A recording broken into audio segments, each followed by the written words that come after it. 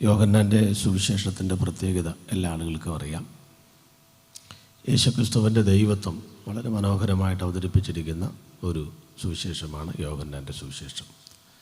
ലോകപ്രശസ്തരായ ധാരാളം ആളുകളെ അവർ പ്രശസ്തരാകുന്നതിന് മുമ്പ് യേശു എങ്ങനെയുള്ളവൻ എന്ന് അന്വേഷിക്കുവാൻ യോഹന്നാൻ്റെ സുവിശേഷം തൊട്ട മാത്രയിൽ അതിൽ നിന്ന് ആദ്യത്തെ വചനം വായിച്ചപ്പോൾ തന്നെ മാനസാന്തരപ്പെട്ട ഒത്തിരി ആളുകൾ ഉണ്ട്. പിൽക്കാല ചരിത്രങ്ങൾ അത് നമ്മോട് പറയുന്നുണ്ട്.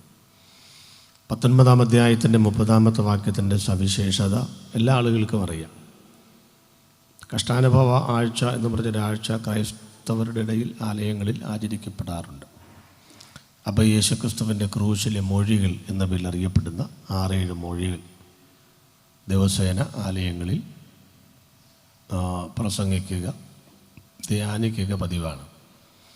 അതിൽ വേദചിന്തകന്മാരുടെ അഭിപ്രായത്തിൽ ഏറ്റവും ഒടുവിൽ, ഏറ്റവും ശക്തമായി, ഏറ്റവും വ്യക്തമായി എന്ന് വിചാരിക്കപ്പെടുന്നു പറഞ്ഞ മൊഴികളിൽ ഒന്നാണ് മൂലഭാഷയിൽ ടെറ്റലസ്റ്റായി എന്നൊക്കെ ഒരു പുസ്തകം തന്നെ അങ്ങനെയുണ്ട്, നിവൃത്തിയായി എന്ന് മലയാളത്തിൽ കൊടുത്തിരിക്കുന്ന പദം. അപ്പം ഞാൻ അതിൻ്റെ മുഖവരിയിലേക്കൊന്ന് വരികയാണ്. ഇന്ന് രാത്രിയിൽ ഞാൻ പ്രസംഗിക്കുന്ന വിഷയം നിവൃത്തിയായി എന്നുള്ളതാണെന്നറിയാം. എന്നാലും ക്രൂശിലെ 3 സാധ്യതകൾ എന്നുള്ളതാണ് ഇന്ന് രാത്രി പ്രസംഗിക്കുന്നത്. ഒന്നുകൂടെ ഞാൻ പറയുന്നു, ക്രൂശിലെ 3 സാധ്യതകൾ. ഒരാൾ പോലും അത് പറഞ്ഞു കഴിഞ്ഞപ്പോൾ സ്തോത്രം പറയാത്തതിനായിട്ടും ദൈവത്തിന് സ്തോത്രം. ഇന്ന് രാത്രിയിൽ ശിംശോൻ എഴുന്നേറ്റു, ശത്രുക്കൾ ഒതുങ്ങി തുടങ്ങി എന്നൊരു വാക്ക് ഞാൻ പറഞ്ഞിരുന്നെങ്കിൽ എഴുന്നേറ്റ് നിന്ന് ഹല്ലേലൂയ പറയുന്ന ആളുകൾ ഒരുപക്ഷെ കണ്ടേനെ. നമുക്കതൊക്കെയാണല്ലോ താല്പര്യം, പറഞ്ഞിട്ട് കാര്യമില്ല. ക്രൂശിക്കപ്പെട്ട ക്രിസ്തുവിനെയും ക്രൂശിനെയൊക്കെ ഉയർത്തുന്ന മെസ്സേജുകൾക്ക് കുറച്ചും കൂടെ നിങ്ങൾ പ്രോത്സാഹനം കൊടുക്കണം എന്ന് ഓർപ്പിക്കുന്നു. ഞാനിങ്ങനെ വളരെ ശാന്തമായിട്ടൊക്കെ പ്രസംഗിക്കുന്നുണ്ടായിരിക്കും എന്ന് വിചാരിക്കുന്നു. ഇവിടെ വരുമ്പോഴേ ട്രിവാൻഡ്രത്തുള്ളവർ ചോദിക്കും, മൈക്കിന് ഇങ്ങനെ ഈ പുൾപ്പിറ്റ് വേണോ അതോ കയ്യിൽ പിടിക്കുന്നോ? അങ്ങനെ ചോദിക്കാൻ കാര്യം ഇവിടെ എല്ലാ ആളുകളും ഇങ്ങനെ കയ്യിലൊക്കെ പിടിച്ച് ഇങ്ങനെ നടന്നൊക്കെ പ്രസംഗിക്കുന്നത്, അതുകൊണ്ടായിരിക്കുന്നു വിചാരിക്കുന്നത്. ചില സ്ഥലത്തൊക്കെ പിന്നെ ഒരു സൗണ്ട് സിസ്റ്റംകാർ വീട്ടിൽ പോയി സ്റ്റാൻഡൊക്കെ എടുത്തുകൊണ്ട് വരേണ്ടി വരും ചിലപ്പം. എല്ലാ രീതിയിലും പ്രസംഗിക്കുമെന്നാലും അപ്പം നമുക്ക് വളരെ ശാന്തമായിട്ട് ഇങ്ങനെ ഈ കാര്യം മുന്നോട്ട് പോകാം. അങ്ങനെ അത്ര ശാന്തമൊന്നുമല്ല, ഇത് ഇങ്ങനെ പഴയ മണ്ണെണ്ണ എഞ്ചിൻ കണക്കെയാണ്. പതുക്കെ പതുക്കെ കറങ്ങി കുറച്ചും കൂടെയൊക്കെ ശബ്ദം വരുമായിരിക്കും. അപ്പം ഞാൻ പ്രസംഗിക്കുന്ന ക്രൂശിൻ്റെ 3 സാധ്യതകൾ. യേശുക്രിസ്തു ക്രൂശിൽ മരിച്ചതുകൊണ്ട് മാനവജാതിക്ക് ലഭിച്ച 3 കാര്യങ്ങൾ. അതാണ് നമുക്കൊക്കെ ലഭിച്ചിട്ടുള്ള, നമ്മൾ സ്വായത്തമാക്കിയിട്ടുള്ള 3 കാര്യങ്ങൾ എന്നുള്ളതാണ്. അതിനു മുൻപ് അതിൻ്റെ വിഷയത്തിൻ്റെ ഒരു മുഖവരയിലേക്ക് ഞാൻ വരികയാണ്. യേശുവിൻ്റെ പ്രത്യക്ഷതകൾ 3 എണ്ണമാണ്. പറൂസിയ എന്നൊരു വാക്കുണ്ട്. പറൂസിയ എന്ന് പറയുന്ന വാക്കിന് അതാണ് ഔദ്യോഗിക പ്രത്യക്ഷതകൾക്ക് രേഖപ്പെടുത്തിയിരിക്കുന്നത്. അല്ലാതെയും പ്രത്യക്ഷതകൾക്ക് വേറെ വാക്കുകളുണ്ട്. എന്നാൽ യേശുക്രിസ്തുവിൻ്റെ ഔദ്യോഗിക പ്രത്യക്ഷതകൾ എന്ന് പറയുന്നത് പ്രധാനമായി 3 എണ്ണമാണ്. 1, 2000 വർഷങ്ങൾക്ക് മുൻപ് വേഷത്തിൽ മനുഷ്യനായി കർത്താവ് ലോകത്തിൽ പ്രത്യക്ഷനായി എന്ന് പറഞ്ഞാൽ യേശുക്രിസ്തു ഭൂമിയിൽ വന്നു. അതാണ് 1ാമത്തെ പ്രത്യക്ഷത. 2, 33.5 വർഷം കർത്താവ് ഭൂമിയിൽ ജീവിച്ചു എന്ന് കണക്കാക്കപ്പെട്ടിരിക്കുന്നു. തർക്കവിതർക്കങ്ങൾ ഇപ്പോഴുണ്ട്, എന്നാലും നമ്മളങ്ങനെ വിശ്വസിക്കുന്നു. ഏകദേശ കണക്കുകൾ ക്ലിയറാണ്. ആ 33.5 വർഷങ്ങൾക്ക് ശേഷം കർത്താവ് സ്വർഗത്തിൽ പ്രത്യക്ഷനായി. അതൊരു പ്രത്യക്ഷതയാണോ എന്ന് സംശയിക്കുന്നവരുണ്ട്. സംശയിക്കേണ്ട. എബ്രായ ലേഖനം 9-ാം അധ്യായത്തിൻ്റെ 24-25 വാക്യങ്ങൾ വായിക്കുമ്പോൾ ക്രിസ്തു വാസ്തവമായതിൻ്റെ പ്രതിബിംബമായി ഇപ്പോൾ കൈപ്പണിയായ വിശുദ്ധ മന്ദിരത്തിലേക്കല്ല, സ്വർഗത്തിൽ ദൈവസന്നിധിയിൽ നമുക്ക് വേണ്ടി പ്രത്യക്ഷനായി എന്നവിടെ ഉണ്ട്. അപ്പോൾ കർത്താവിൻ്റെ 2ാമത്തെ പ്രത്യക്ഷത സ്വർഗത്തിലാണ്. യേശുക്രിസ്തുവിൻ്റെ 3ാമത്തെ പ്രത്യക്ഷത എന്ന് പറയുന്നത് വീണ്ടും ഈ ഭൂമിയിൽ വരും. അതാണ് 2ാമത്തെ വരവ് എന്ന് പറയുന്നത്, second coming of Jesus Christ. എന്തിനാണ് കർത്താവ് ഈ 3 പ്രത്യക്ഷതകൾ എന്ന് ചോദിച്ചാൽ 3 ഉത്തരങ്ങളാണ്. അതായത് യേശു എന്തിനാണ് ഈ ലോകത്തിൽ വന്നത്? ഉത്തരം 3 കാര്യങ്ങൾക്ക് വേണ്ടിയാണ്. യേശു എന്തിനാണ് സ്വർഗത്തിൽ പോയത്? ഉത്തരം 3 കാര്യങ്ങൾക്ക് വേണ്ടിയാണ്. വീണ്ടും വരുന്നത് ഉത്തരം 3 കാര്യങ്ങൾക്ക് വേണ്ടിയാണ്. അപ്പോൾ 9 കൂട്ടം കാര്യങ്ങൾ പറഞ്ഞാൽ ബൈബിളിൻ്റെ സന്ദേശമായി. 10ാമതൊരു കൂട്ടം പറയാനില്ല. പിന്നെ വേണമെങ്കിൽ സൈഡായിട്ട് കുറച്ചൊക്കെ പറയാമെന്ന് മാത്രമേ ഉള്ളൂ. അപ്പോൾ എന്താണ് യേശുവിൻ്റെ ഒന്നാമത്തെ പ്രത്യക്ഷത കൊണ്ട് നടന്ന 3 കാര്യങ്ങൾ? 1, 300-ലേറെ പ്രവചനങ്ങളുണ്ടായിരുന്നു യേശു ലോകത്തിൽ വരണമെന്ന് പഴയ നിയമത്തിൽ. ആ പ്രവചനങ്ങൾ നിവൃത്തിയാക്കുവാനാണ് യേശു ലോകത്തിൽ വന്നത്. 2, മനുഷ്യവർഗത്തിൻ്റെ പാപങ്ങൾ പഴയ നിയമ കാലഘട്ടത്തിൽ കുറച്ചൊക്കെ പരിഹരിക്കപ്പെട്ടിരുന്നെങ്കിലും പെർഫെക്റ്റ് അല്ലായിരുന്നു. മനുഷ്യവർഗത്തിൻ്റെ പാപങ്ങൾ സമ്പൂർണമായി പരിഹരിക്കാനാണ് യേശു ലോകത്തിൽ വന്നത്. 3, യേശു ലോകത്തിൽ വന്നത് ശത്രുവായ പിശാചിൻ്റെ തലയെ തകർക്കുവാനാണ്. ഈ 3 കാര്യങ്ങൾക്ക് വേണ്ടിയാണ് യേശു ലോകത്തിൽ വന്നത്. അപ്പോൾ ആളുകൾ ചിന്തിക്കുമായിരിക്കും, അപ്പോൾ ലാസറിനെ ഉയർപ്പിച്ചതോ കുരുടനെ സൗഖ്യമാക്കിയതോ അതെല്ലാം സൈഡാണെന്നേ. അതിന് വേണ്ടിയിട്ടൊന്നുമല്ല യേശു ക്രിസ്തു ലോകത്തിലേക്ക് വന്നത്. 35-ലേറെ അത്ഭുതങ്ങൾ കർത്താവ് ചെയ്തിട്ടുണ്ട് 6 സ്ഥലങ്ങളിൽ: വീട്ടിൽ, ശവക്കോട്ടയിൽ, ആദ്യം അവസാനം, പള്ളിയിൽ, വഴിയിൽ, കടലിൽ, കരയിൽ. ഇങ്ങനെ 6 സ്ഥലങ്ങളായി 35-ലേറെ അത്ഭുതങ്ങൾ, അത് കൂടുതലുണ്ട്, ചെയ്തിട്ടുണ്ട്. അതുകൊണ്ട് തന്നെ ധാരാളം അത്ഭുതങ്ങളുണ്ട്. അപ്പോൾ അവരൊക്കെ പറയും, അതിനല്ലേ യേശു വന്നത്? പ്രത്യേകിച്ച് വചനമുണ്ടല്ലോ, ഞാൻ ബദ്ധന്മാർക്ക് വിടുതൽ, കുരുടന്മാർക്ക് കാഴ്ച, കർത്താവിൻ്റെ പ്രസാദവർഷം പ്രസംഗിപ്പാനും ഞാൻ വന്നിരിക്കുന്നത്. അപ്പോൾ അതിനല്ലേ യേശു വന്നത്? ആണ്. നമ്മൾ ഉദ്ദേശിക്കുന്ന ബദ്ധന്മാരെ വിടുതലല്ല. നമ്മളെല്ലാം വിളിച്ചു പോയി കൊണ്ട് നടക്കുന്നത് യേശു ക്രിസ്തു രോഗികളെ സൗഖ്യമാക്കുന്നു, എല്ലാ പ്രശ്നങ്ങളുടെയും പരിഹാരം യേശു ക്രിസ്തുവാണ്. അതൊക്കെ ഒരു സത്യവുമാണ്. പക്ഷേ നമ്മളീ വിളിച്ചു പറയുന്ന കാര്യങ്ങൾക്കൊന്നും അല്ല വാസ്തവത്തിൽ യേശു വന്നത്. അങ്ങനെയായിരുന്നെങ്കിൽ യേശു 31 വർഷം ജീവിച്ചപ്പം എത്ര കുരുടന്മാരെ സൗഖ്യമാക്കി? 3 എത്ര മരിച്ചവരെ ഉയർപ്പിച്ചു? 3 ബാക്കിയൊക്കെ എന്തേ? അവിടെ കിടപ്പുണ്ടെന്നേ. അതൊന്നും യേശുവിന് വലിയ കാര്യമൊന്നുമില്ലെന്നേ. യേശു വന്നത്, ഇതൊക്കെ സൈഡാണ്.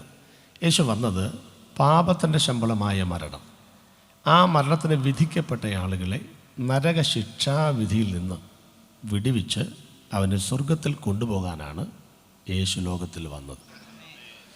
സ്തോത്രം. പിന്നെ അതിൻ്റെ കൂടെ ഇതൊക്കെ ചെയ്യും, അത്രയേ ഉള്ളൂ. എന്ന് പറഞ്ഞാൽ ഞാനിപ്പോൾ ഇന്ന് രാവിലെ വെള്ളറടേ വന്ന് അവിടുത്തെ ഒരു ഹോട്ടലിൽ കയറി ചായ കുടിച്ചു. നല്ല ചായക്കട, എനിക്കിഷ്ടപ്പെട്ടു കേട്ടോ. അപ്പോൾ ഇനി വന്നാൽ അവിടെ ചായ കുടിക്കണമെന്ന് വിചാരിച്ചിട്ടുണ്ട്. ചായ കുടിച്ചു. അപ്പോൾ എന്നെ ധാരാളം ആളുകൾ അറിയാം, അത്യാവശ്യം അറിയാമായിരിക്കും. എന്നെ ഒരാൾ കണ്ടേച്ച് എൻ്റെ നാട്ടിലോട്ട് വിളിച്ച് പറയുകയാണ്, ജോയി പാറയ്ക്കൽ വെള്ളറടയിൽ ചായയും പുട്ടും കഴിക്കുന്നത് ഞാൻ കണ്ടു. അദ്ദേഹം അതിനു വേണ്ടിയാണ് വെള്ളറടയിൽ വന്നത് എന്ന് പറഞ്ഞാൽ ശരിയോ തെറ്റോ? ഇയാൾ പറഞ്ഞത് ശരിയല്ലേ? നിങ്ങളെന്നാ മിണ്ടാത്തെ? ഇയാൾ കണ്ടത് ശരിയല്ലേ? അതുകൊണ്ട് ഞാൻ വെള്ളറയുടെ ചായക്കട ഇരുന്നത് കൊണ്ട് പിന്നെ ചായയും പുട്ടും കഴിക്കുകയാണ് കണ്ടതാണെന്ന്, സത്യമാണെന്ന് ഈ പറഞ്ഞ കാര്യം തലയ്ക്ക് വെളിയുള്ള ആരെങ്കിലും പറയുമോ ഞാൻ അതിനെ വെള്ളറയുടെ വന്നതെന്ന്? അറിയോ? എൻ്റെ മുന്നേ ഞാൻ ഇന്നലെ നിലമ്പൂരിൽ നിന്ന്, ഞങ്ങളുടെ കോളേജിൽ അവിടെ 160 പേര് പഠിക്കുന്ന, ഇവിടെ നിന്നൊക്കെ ആൾക്കാരുണ്ട് പഠിക്കുന്ന ബൈബിൾ കോളേജ്. അതിൻ്റെ 3-ാം ദിവസം ഞാൻ ഈ മീറ്റിങ്ങിന് വേണ്ടി ആദ്യമൊന്ന് മസിൽ പിടിച്ചതാണ്, കാരണം വരാനൊക്കത്തില്ലാത്തതുകൊണ്ട്. അത് ഒത്തിരി പിള്ളേർ പഠിക്കുന്ന കോളേജാണ്. അപ്പോൾ ഞാൻ പിന്നെ ഇന്ന് രാത്രി 8 പോകുന്നത്. 9:30 ട്രെയിനിൽ കയറി, വെളുപ്പിന് 5:30 കൊച്ചുവേളി വന്നു, 7-8 ഇവിടെ വന്നു. അപ്പം ഞാൻ ഇത്രയും കാശും മുടക്കി തലേ ദിവസം രാത്രി വരെ നിലമ്പൂരിൽ നിന്ന് ഇവിടെ വന്ന് പുട്ടും കടലും തിന്നാൻ വേണ്ടി വന്നതാണ്. ഞാൻ ഇവിടുത്തെ യോഗത്തിൻ്റെ മുട്ടച്ചൽ കൺവെൻഷൻ പ്രസംഗിക്കാൻ വന്നതാണെന്നേ. വന്ന വഴിയിൽ ചായ കുടിച്ചതൊരു സത്യവുമാണെന്ന്. ഇത്രയും ഉള്ളെന്നേ ഇതൊക്കെ. ആരോട് പറയാൻ? ഇത്രയും ഉള്ളെന്നേ. ഇതൊന്നും പറഞ്ഞാൽ സ്വോത്രം ഏലേശൊന്നും വീഡിയോയിലെന്നറിയാം. ഒരെണ്ണം സ്വോത്രം പറയുന്നില്ലെങ്കിലും 9:30 വരെ പ്രസംഗിക്കാനുള്ള സാധനം എൻ്റെ കയ്യിലുണ്ട്. നിങ്ങളെ ശവക്കൊട്ടെ കുരിശിരിക്കുന്ന പോലെ ഇരുന്നാലും ഞാൻ 9:30 അല്ല അതിനപ്പുറത്തും പ്രസംഗിക്കും. സ്വോത്രം. അപ്പോൾ ഇതൊക്കെ സത്യമാണെന്നേ. അല്ല, 5 ഏക്കർ വസ്തു ഉണ്ടെന്നേ. അതിനകത്ത് തെങ്ങിൻ്റെ മൂടൊക്കെ എടുത്ത് നമ്മൾ കിളച്ച് വളമിടാൻ വേണ്ടി ഇങ്ങനെ മണ്ണ് മാന്തുമ്പോൾ ആ മണ്ണിൻ്റെ പുറത്ത് അല്ലേ, ആ ഞങ്ങളുടെ നാട്ടിലൊക്കെ പ്രത്യേക ഭാഷയാണ്, മണ്ണിങ്ങനെ വളച്ചു കൂട്ടുന്നതിൻ്റെ പുറത്ത് ഒരു കഷണം ഇഞ്ചി, ഒരു മഞ്ഞൾ, ഒരു കാന്താരിയൊക്കെ നടാറുണ്ട്. ഇവിടെ ഇല്ലയോ? നടന്നുണ്ട്. 5-ൻ്റെ മോട്ടറും വെച്ച് മോണോ ബ്ലോക്കിൻ്റെ പമ്പ് സെറ്റ് വെച്ച് നനയ്ക്കുക.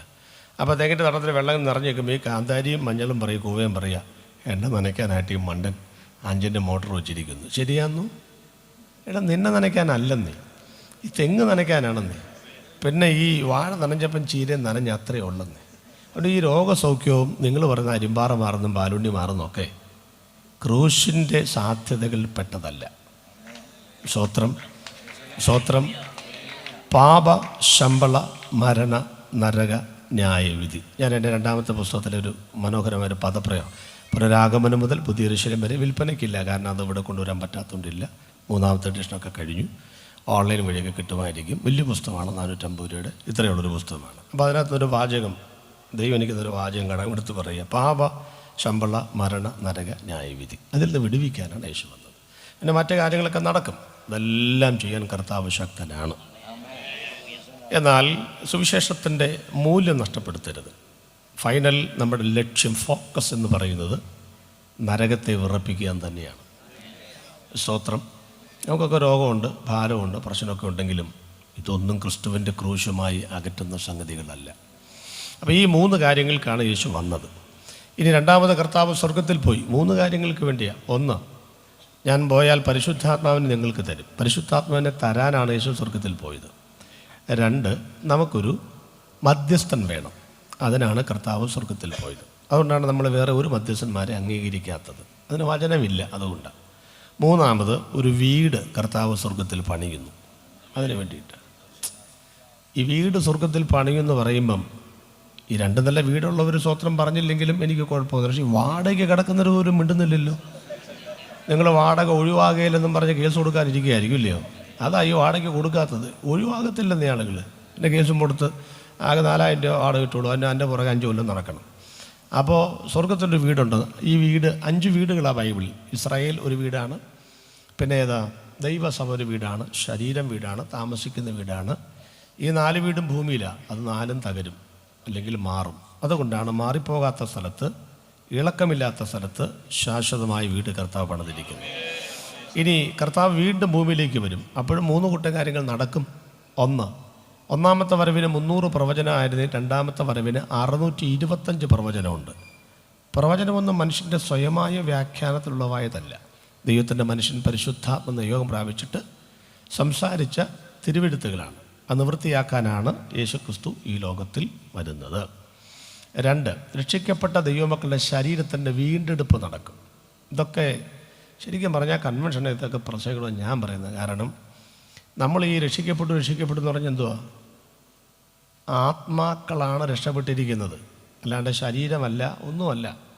ഇത് നരയ്ക്കുകയും ചെയ്യും, ഇതിന് ഷുഗറും ഉണ്ടാകും, പ്രഷറും ഉണ്ടാകും, എല്ലാ പ്രശ്നവും ഉണ്ടാകുമെന്നേ. അപ്പോൾ രക്ഷിക്കപ്പെടുക എന്ന് പറഞ്ഞാൽ പാപത്തിൻ്റെ ശിക്ഷയായ നരകത്തിൽ നിന്ന് രക്ഷപ്പെട്ടു. 1. 2, രക്ഷിക്കപ്പെട്ടെങ്കിലും വെള്ളറ തന്നെയല്ലേ ജീവിക്കുന്നത്. അപ്പോൾ അതുകൊണ്ട് രക്ഷിക്കപ്പെട്ടവർക്കും പാപം ചെയ്യാനുള്ള ഒരു സാഹചര്യങ്ങൾ ലോകത്തിലുണ്ട്. അതുകൊണ്ട് ജീവിതത്തിൽ രക്ഷിക്കപ്പെട്ടുകൊണ്ടേയിരിക്കണം, അതിൻ്റെ സ്വാധീന വലയത്തിൽ നിന്ന് വിടുവിക്കപ്പെട്ടുകൊണ്ടിരിക്കണം. അതാ 2ാമത്തെ രക്ഷ. 3ാമത് ഒരു രക്ഷയും കൂടെ ഉണ്ട്. പാപം എത്തി നോക്കാത്തൊരു സ്ഥലമുണ്ട്. പാപത്തിൻ്റെ ഒരു സ്വാധീന ശക്തിയും ഇല്ലാത്ത ഒരു സ്ഥലത്തേക്ക്, അതായത് പാപം ചെയ്യാൻ ഒരു സാഹചര്യവും എന്തെല്ലാം ഉണ്ടെങ്കിലും സാധ്യതയില്ലാത്ത ഒരു ശരീരം നമുക്ക് തന്നിട്ട് അങ്ങോട്ട് കൊണ്ടുപോകും. അപ്പോൾ ആ 3 രക്ഷയാണ് നടക്കേണ്ടത്. ആത്മരക്ഷ നടക്കണം, ജീവിതരക്ഷ നടക്കണം, ശരീരത്തിൻ്റെ രക്ഷ നടക്കണം. അതിനുശേഷം 3ാമത്തെ കാര്യം, ലോകത്തിൻ്റെ ഭരണം കർത്താവ് ഏറ്റെടുക്കും. അപ്പോൾ ഒന്നുകൂടെ പറയും, ഇതൊക്കെ നമുക്ക് എല്ലാം പറയാനൊക്കത്തില്ല. ആദ്യത്തെ 3 കൂട്ടം കാര്യങ്ങൾ ഭൂതകാലമാണ്. അതായത് യേശുക്രിസ്തു ലോകത്തിൽ വന്നു, ക്രൂശിൽ മരിച്ചു, പിശാചിൻ്റെ തല തകർത്തു, ഭൂതകാലമാണ്. ഇനി ഒരിക്കലും അത് ആവർത്തിക്കപ്പെടില്ല. ഇനി ഡിസംബർ 25 കടലാസ് വിളക്കിൽ യേശു ജനിക്കില്ല. ഈ മാസം 25 ഏപ്രിൽ മാസം സിമെൻറ്റും കമ്പിയും കൂടെ നിങ്ങൾ കൂട്ടിക്കുഴച്ച കോൺക്രീറ്റിൻ്റെ കുരിശിൽ ഇനി യേശു മരിക്കുകയില്ല. ഇനി യേശു ജനിക്കേണ്ടത് മുറ്റത്തല്ലച്ച, ഈ വീട് തന്ന നിങ്ങളുടെ ഉള്ളിലാണ് യേശു ജനിക്കേണ്ടത്. വെറുതെ ഈ മഞ്ഞുകാലത്ത് യേശുവിനെ അല്പവസ്ത്രധാരിയായി മുറ്റത്തിട്ടിച്ച് നിങ്ങൾ നല്ല കമ്പിളിപ്പകം പുതച്ച് വീട്ടിനകത്ത് കിടക്കരുത്. യേശുവിനെ വീട്ടിനകത്തല്ല, നിങ്ങളുടെ ഉള്ളിനകത്തോട്ട് കയറ്റണം. ഇനി യേശു ജീവിക്കേണ്ടതും ജനിക്കേണ്ടതും മരിക്കേണ്ടതും നടക്കേണ്ടതും ഒക്കെ നമ്മുടെ കൈ പിടിച്ച് നടക്കുന്ന ദൈവമായിട്ടാണെന്നേ. ചുമ്മാ എല്ലാ കൊല്ലവും ഉണ്ണിയേശുവിനെ, ചിലർക്ക് എപ്പോഴും യേശു ഉണ്ണിയേശുവാണ്, എപ്പോഴും ഉണ്ണി. ഇതുവരെ യേശു ക്രിസ്തു LKG പോലും പോയിട്ടില്ല.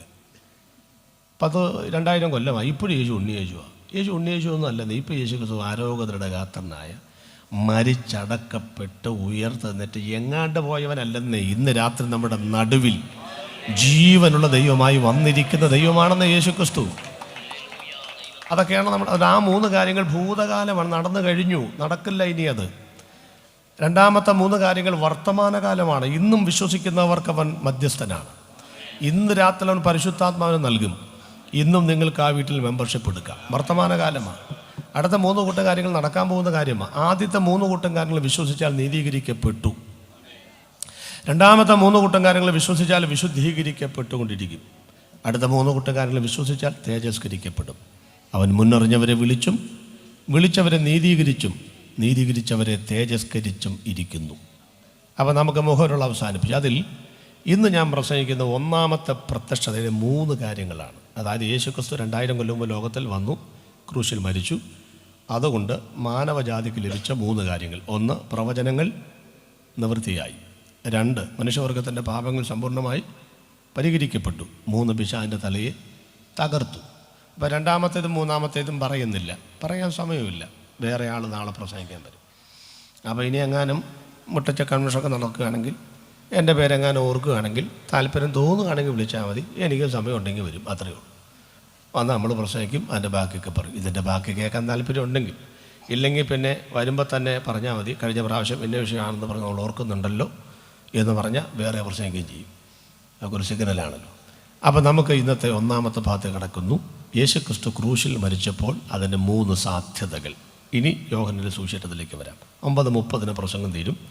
8 മണിക്കാണ് തന്നത്. 1.5 മണിക്കൂർ പ്രസംഗിക്കണം എന്നോട് പറഞ്ഞിട്ടുണ്ട്. അതുകൊണ്ടാണ് കേട്ടോ. അതിന് 9:30 പറഞ്ഞതെന്നാണെന്നറിയാമോ? 9:15 വാച്ചിട്ട് ആയിക്കൊണ്ട് അല്ലേലി എന്ന് പറയാതിരിക്കാനാണ് 9:30 പറഞ്ഞത്.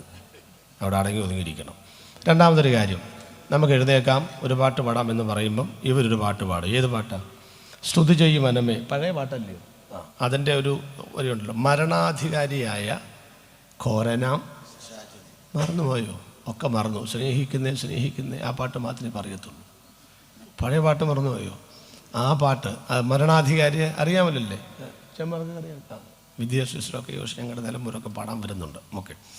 അപ്പം അതൊന്ന് പാടി നമുക്ക് ആരാധിച്ചോണം. അപ്പോൾ എഴുന്നേറ്റ് നിൽക്കാം, പാട്ട് പാടാന്ന് പറയുമ്പം ദൈവത്തെ ഓർത്ത് അന്നേരം താക്കോലും തപ്പി പുറകോട്ട് നോക്കി ഭാര്യയോട് പോവാമെന്ന് പറഞ്ഞ് വിളിച്ചുകൊണ്ട് പോകരുത്.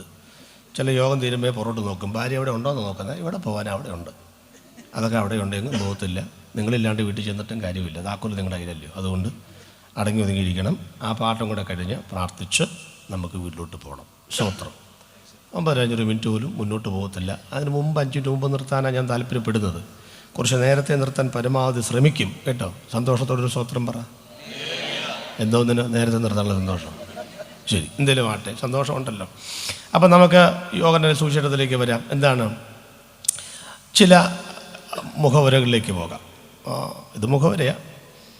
ഉറക്കെ എന്ന് പറഞ്ഞ് ടെറ്റൽസ്റ്റായി എന്ന് പറഞ്ഞ പദം മത്തായിലില്ല, മർക്കോസിലില്ല, ലൂക്കോസിലില്ല. എവിടെയേ ഉള്ളൂ? യോഹന്നാനിൽ. എന്താ അതിൻ്റെ കാര്യം എന്നുള്ളതാണ് ആദ്യം ചിന്തിക്കുന്നത്. ഇതൊന്നും നമ്മൾ അറിയാൻ മേലാത്ത കാര്യമല്ലെന്നേ, നമ്മൾ ഒന്നുകൂടെ ഒന്ന് ഓർമ്മപ്പെടുത്തുകയാണ്. അത്രയും മാത്രമേ ഉള്ളൂ. അറിയാൻ മേലാത്തവർക്ക് ഒരു അറിവ് പകരത്രയേ ഉള്ളൂ.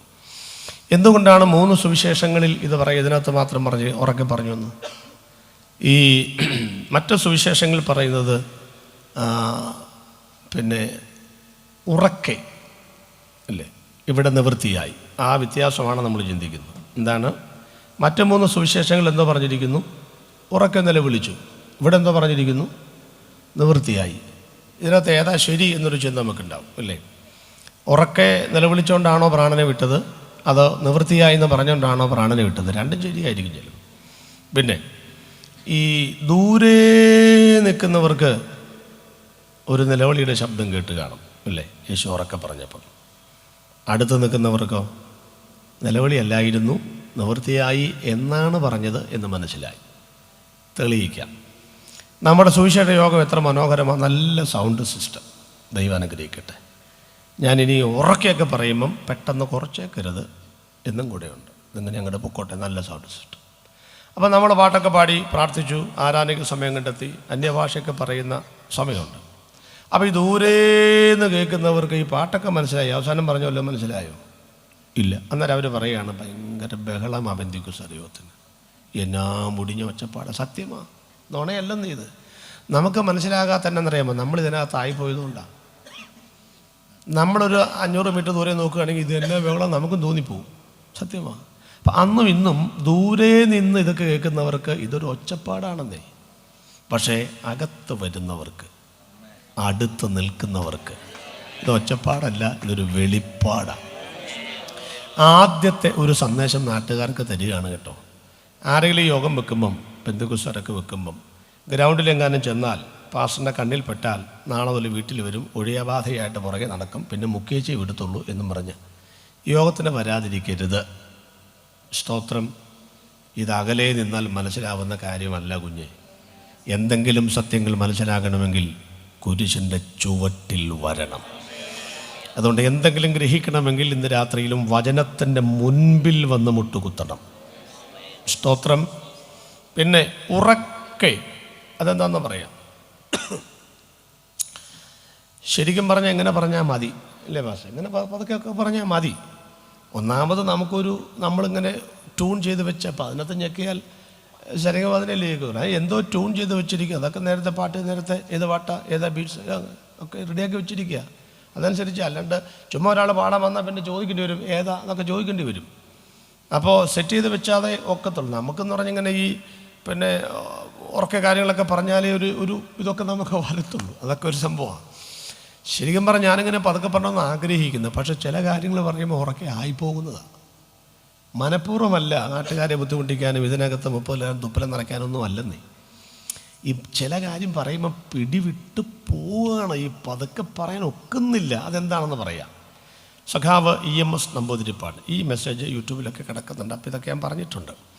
ഇപ്പം സഖാവ് EMS നമ്പൂതിരിപ്പാട് അറിയാമല്ലോ. അദ്ദേഹം ഒരു കാൽനട പ്രചരണ ജാഥയ്ക്ക് സംസാരിക്കുവാൻ വേണ്ടി തൻ്റെ അംബാസഡർ കാറിൽ ഇങ്ങനെ പോവുകയാണ്.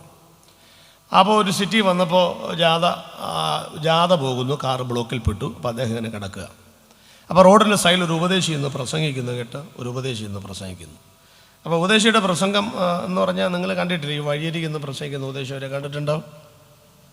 കണ്ടിട്ടുണ്ട്. മൈൻഡ് ചെയ്യാറുണ്ടോ? ഇല്ല. എന്നാ കാര്യം? അവർക്ക് ഫുൾപിറ്റൊന്നുമില്ല, മൈക്കൊന്നുമില്ല. പക്ഷെ ഒരു സത്യം ഞാൻ പറയാം, ഇവിടെ അത് ഏത് കൊടി കെട്ടിയ കൺവെൻഷൻ പ്രസംഗനേക്കാൾ നല്ല സുവിശേഷ പ്രസംഗൻ കാവലയിൽ പ്രസംഗിക്കുന്നവരാണ്.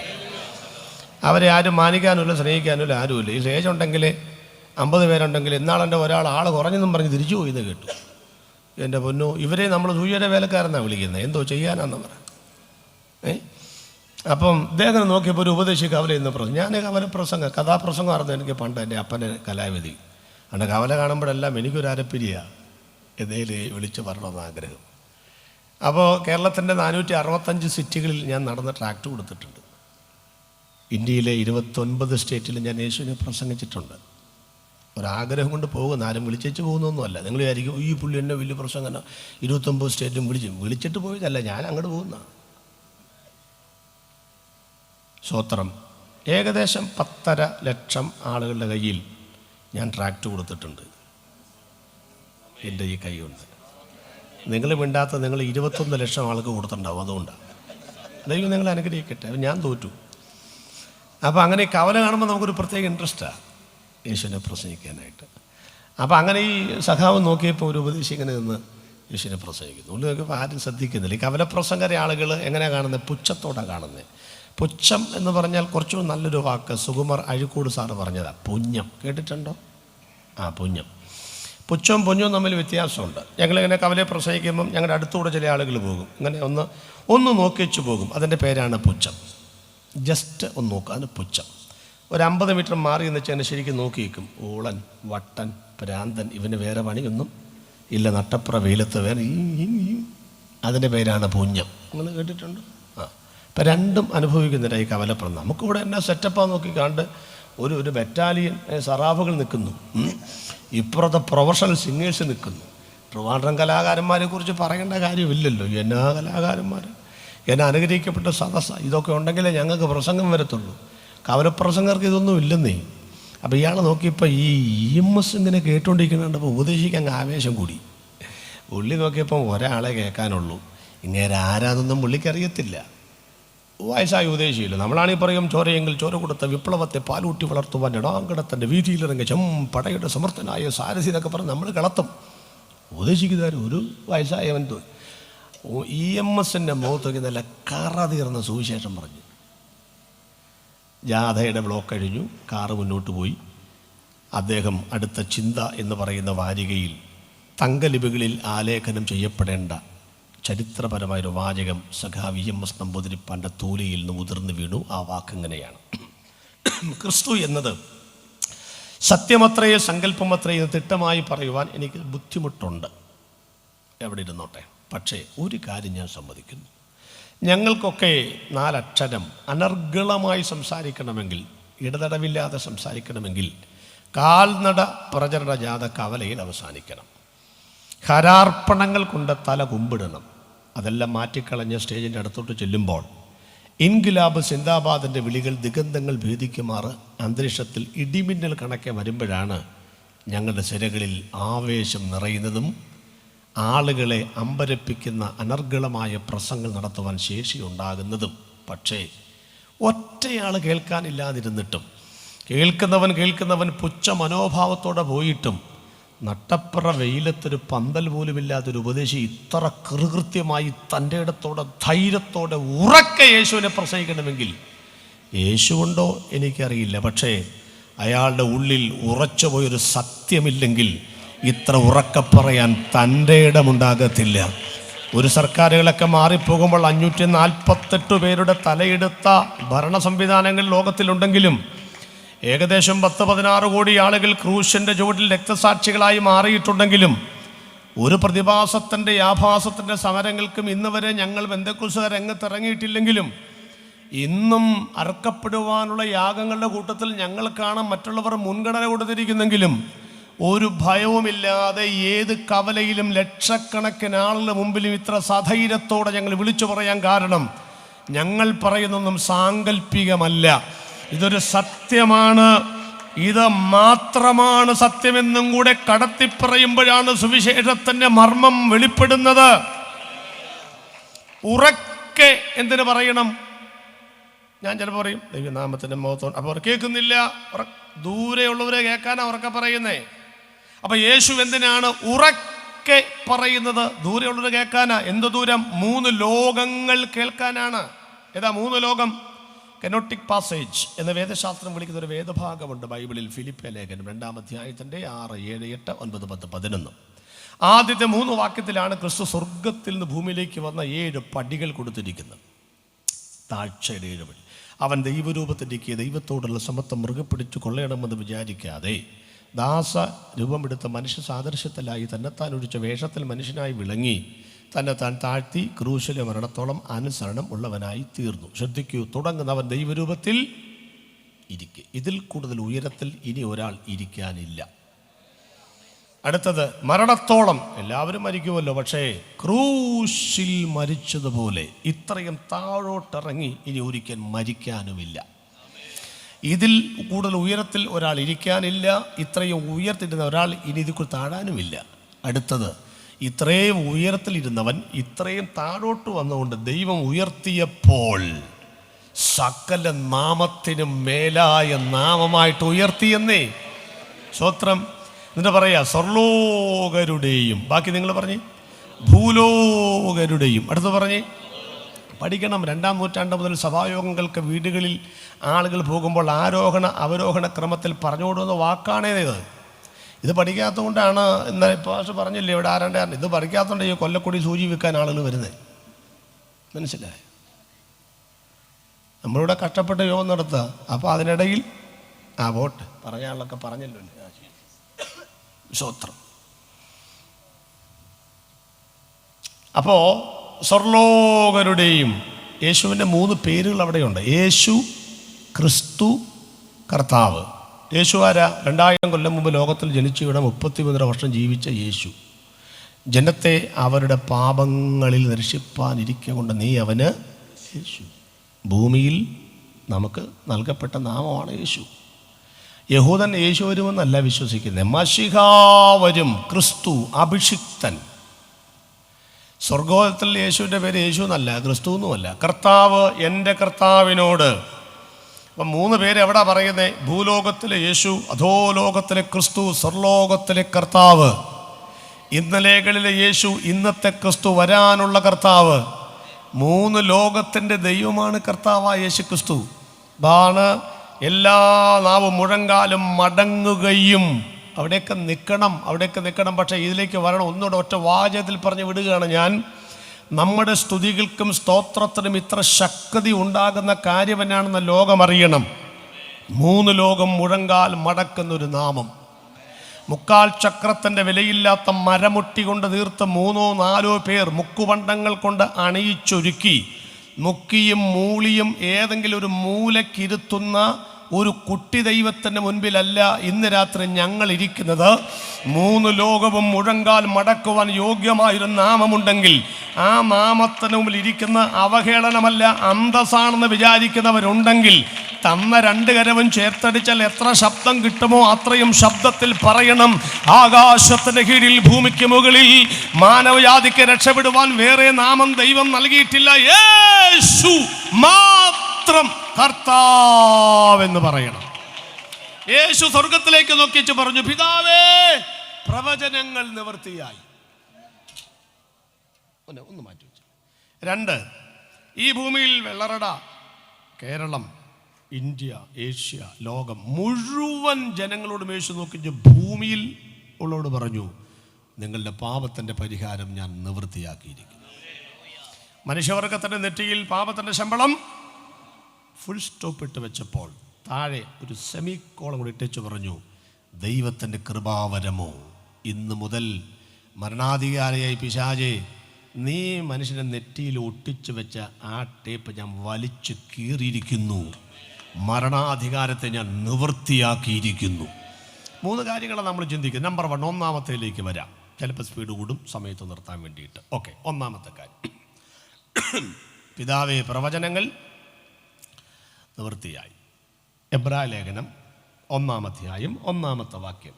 നല്ല ശാന്തമായിട്ട് വായിച്ചാൽ മതി, മനുഷ്യർക്ക് മനസ്സിലാകുന്ന പോലെ.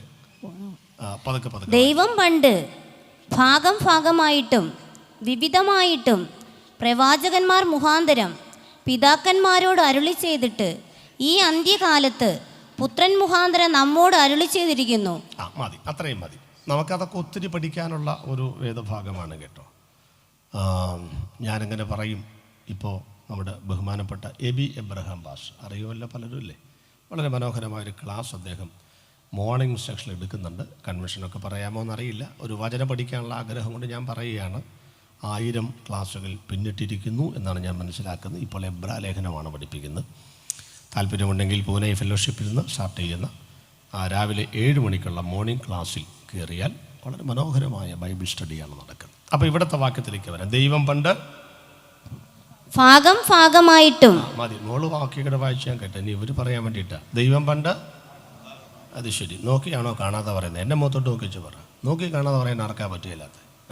ദൈവം പണ്ട് ഭാഗമായി, അടുത്തത് വിവിധമായി പ്രവാചകന്മാർ മുഖാന്തരം അരുളി ചെയ്തു, ഈ അന്ത്യകാലത്ത് പുത്രൻ മുഖാന്തരം. ഒന്ന് വ്യാഖ്യാനിച്ചിട്ട് മുന്നോട്ട് പോകാം. ദൈവം പണ്ട് എങ്ങനെയായിരുന്നു ഭാഗം? ഈ ഭാഗോടമ്പടി ചെയ്യുമ്പോഴേ ഈ വാക്കൊക്കെ നോക്കുന്നത് ഇല്ലേ.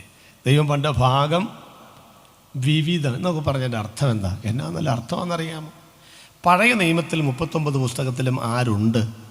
യേശു ഉണ്ട്. ഇപ്പോഴത്തെ ഉപദേശങ്ങളൊക്കെ ഭയങ്കര രസമാണ്.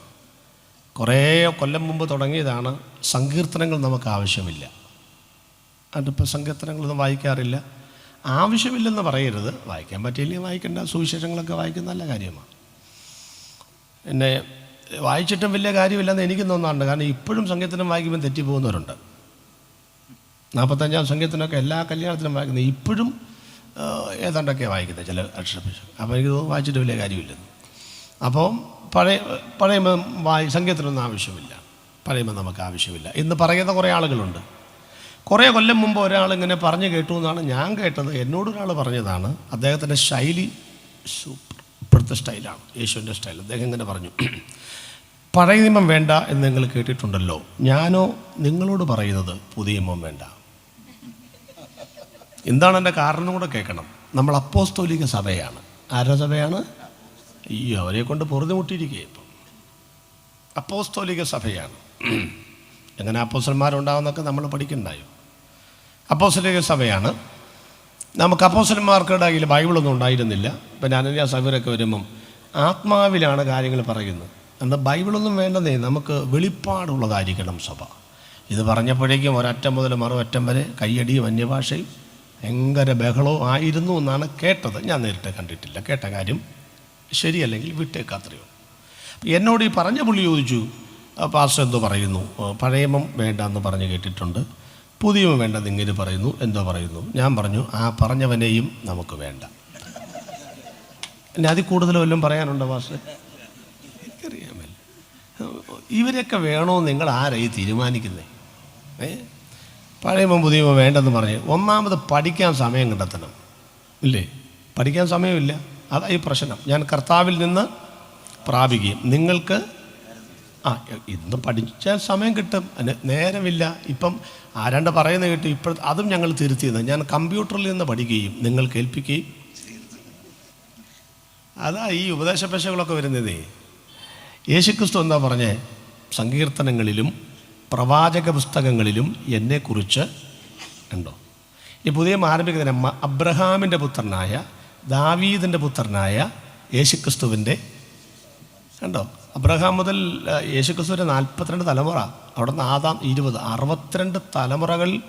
20 പറഞ്ഞിട്ടില്ല, പറഞ്ഞേച്ചാണ് യേശുവിൻ്റെ കാര്യം പറയുന്നത്. ദാവീദ് പുത്ര ഉണ്ടോ? അവിടെ നിന്നവിടെ സ്വിച്ചിട്ടതുപോലെ. പഴയമത്തിൽ പണ്ടത്തെ ഒരു ഞാൻ ഈ ഉപദേശിമാരുടെ പുറകെ നടന്നാണ് ഉപദേശിപ്പണി പഠിച്ചത് കേട്ടോ പണ്ടൊക്കെ. അങ്ങനൊരു ഗുണമുണ്ട്.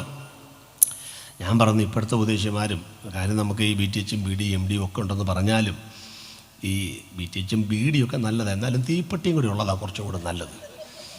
അപ്പം ഇതൊക്കെ വേണമെന്നേ വേണ്ട. ഞങ്ങളും കോളേജ് നടത്തുന്നു, ഞാൻ പറഞ്ഞില്ല, ഭാഷന്മാരൊക്കെ ഒന്നാ പഠിക്കുന്നത്, ഒക്കെ വേണം. പക്ഷേ പണ്ടത്തെ ഉപദേശിമാരുടെ കയ്യിൽ അവരുടെ കയ്യിൽ BTH BD ഇല്ലെങ്കിലും തീപ്പെട്ടിയുണ്ട്, ഒരച്ച കത്തും. അതലേക്ക് വെച്ചാൽ ഭൂതങ്ങൾ പുറത്താകും, രോഗികൾ സൗഖ്യമാകും, എന്നൊക്കെ അത്ഭുതങ്ങളാണ്. അപ്പോൾ ഞാനൊരു ഉപദേശിയുടെ പുറകെ നടന്ന ഉപദേശിപ്പണി പഠിച്ച് അതിൻ്റെ ഗുണമുണ്ട്. അതിൻ്റെ ഗുണമുണ്ടെന്നാണ് എനിക്ക് തോന്നുന്നേ. ഞാൻ പറഞ്ഞിട്ട് നിങ്ങൾക്കറിയത്തില്ലല്ലോ. ഞാൻ പറയും, ഈ ക്ലീനറായി നടന്ന് ഡ്രൈവറായാൽ വണ്ടി വഴി കിടക്കുകയില്ല. പറയാം, അയാൾ ബോണറ്റ് പൊക്കി ഏതിലൊക്കെ വയറൊക്കെ കടിച്ച് കൂട്ടിമുട്ടിച്ച് 4 പേരെ വിളിച്ച് ഉന്തി തള്ളി വീട്ടിൽ കൊണ്ടുപോകും. ഈ ഡ്രൈവിംഗ് സ്കൂളിൽ പോയി ഡ്രൈവിംഗ് പഠിച്ചാൽ വണ്ടി അവിടെ കിടക്കും. കാരണം ബോണറ്റ് പൊക്കുന്ന സ്വിച്ച് അവിടെ ആണെന്ന് പോലും ഇതുവരെ ഇയാളുടെ ഇത് മാത്രമേ ഉള്ളൂ. ക്ലച്ചും ബ്രേക്കും ആ പുള്ള കാലയിലായിരുന്നേ, ഒന്നും അറിയത്തില്ലെന്നേ. അപ്പം ഞാൻ പറഞ്ഞത്, അതുകൊണ്ട് ഏതേലൊക്കെ ഉദ്ദേശിമാരുടെ പുറകെ കടന്ന് എന്തെങ്കിലുമൊക്കെ ഒന്ന് പഠിക്കുന്നത് നല്ലതാണ്. ഇഷ്ടമുണ്ടെങ്കിൽ സ്വീകരിച്ചാൽ മതി, ഇല്ലെങ്കിൽ വിട്ട് കളഞ്ഞേക്ക്. സ്വത്രം. അപ്പോൾ ഞങ്ങൾ ഈ ഉദ്ദേശിമാരൊക്കെ ചോദിച്ചപ്പോൾ ഉദ്ദേശിയൊക്കെ പറഞ്ഞ ഉപമകൾ, ഉദാഹരണങ്ങൾ ഭയങ്കര ഗംഭീരമാണ്. പണ്ടത്തെ ആളുകളുടെ കയ്യിൽ എന്നോ ഉദാഹരണമെന്നറിയാമോ? ഇപ്പോഴാളേലും ഉദാഹരണം ഇവർ പറയും ദൈവാത്മാവ് അങ്ങനെ പറഞ്ഞു. ഏതാത്മാവാന്ന് നടക്കുന്നത്?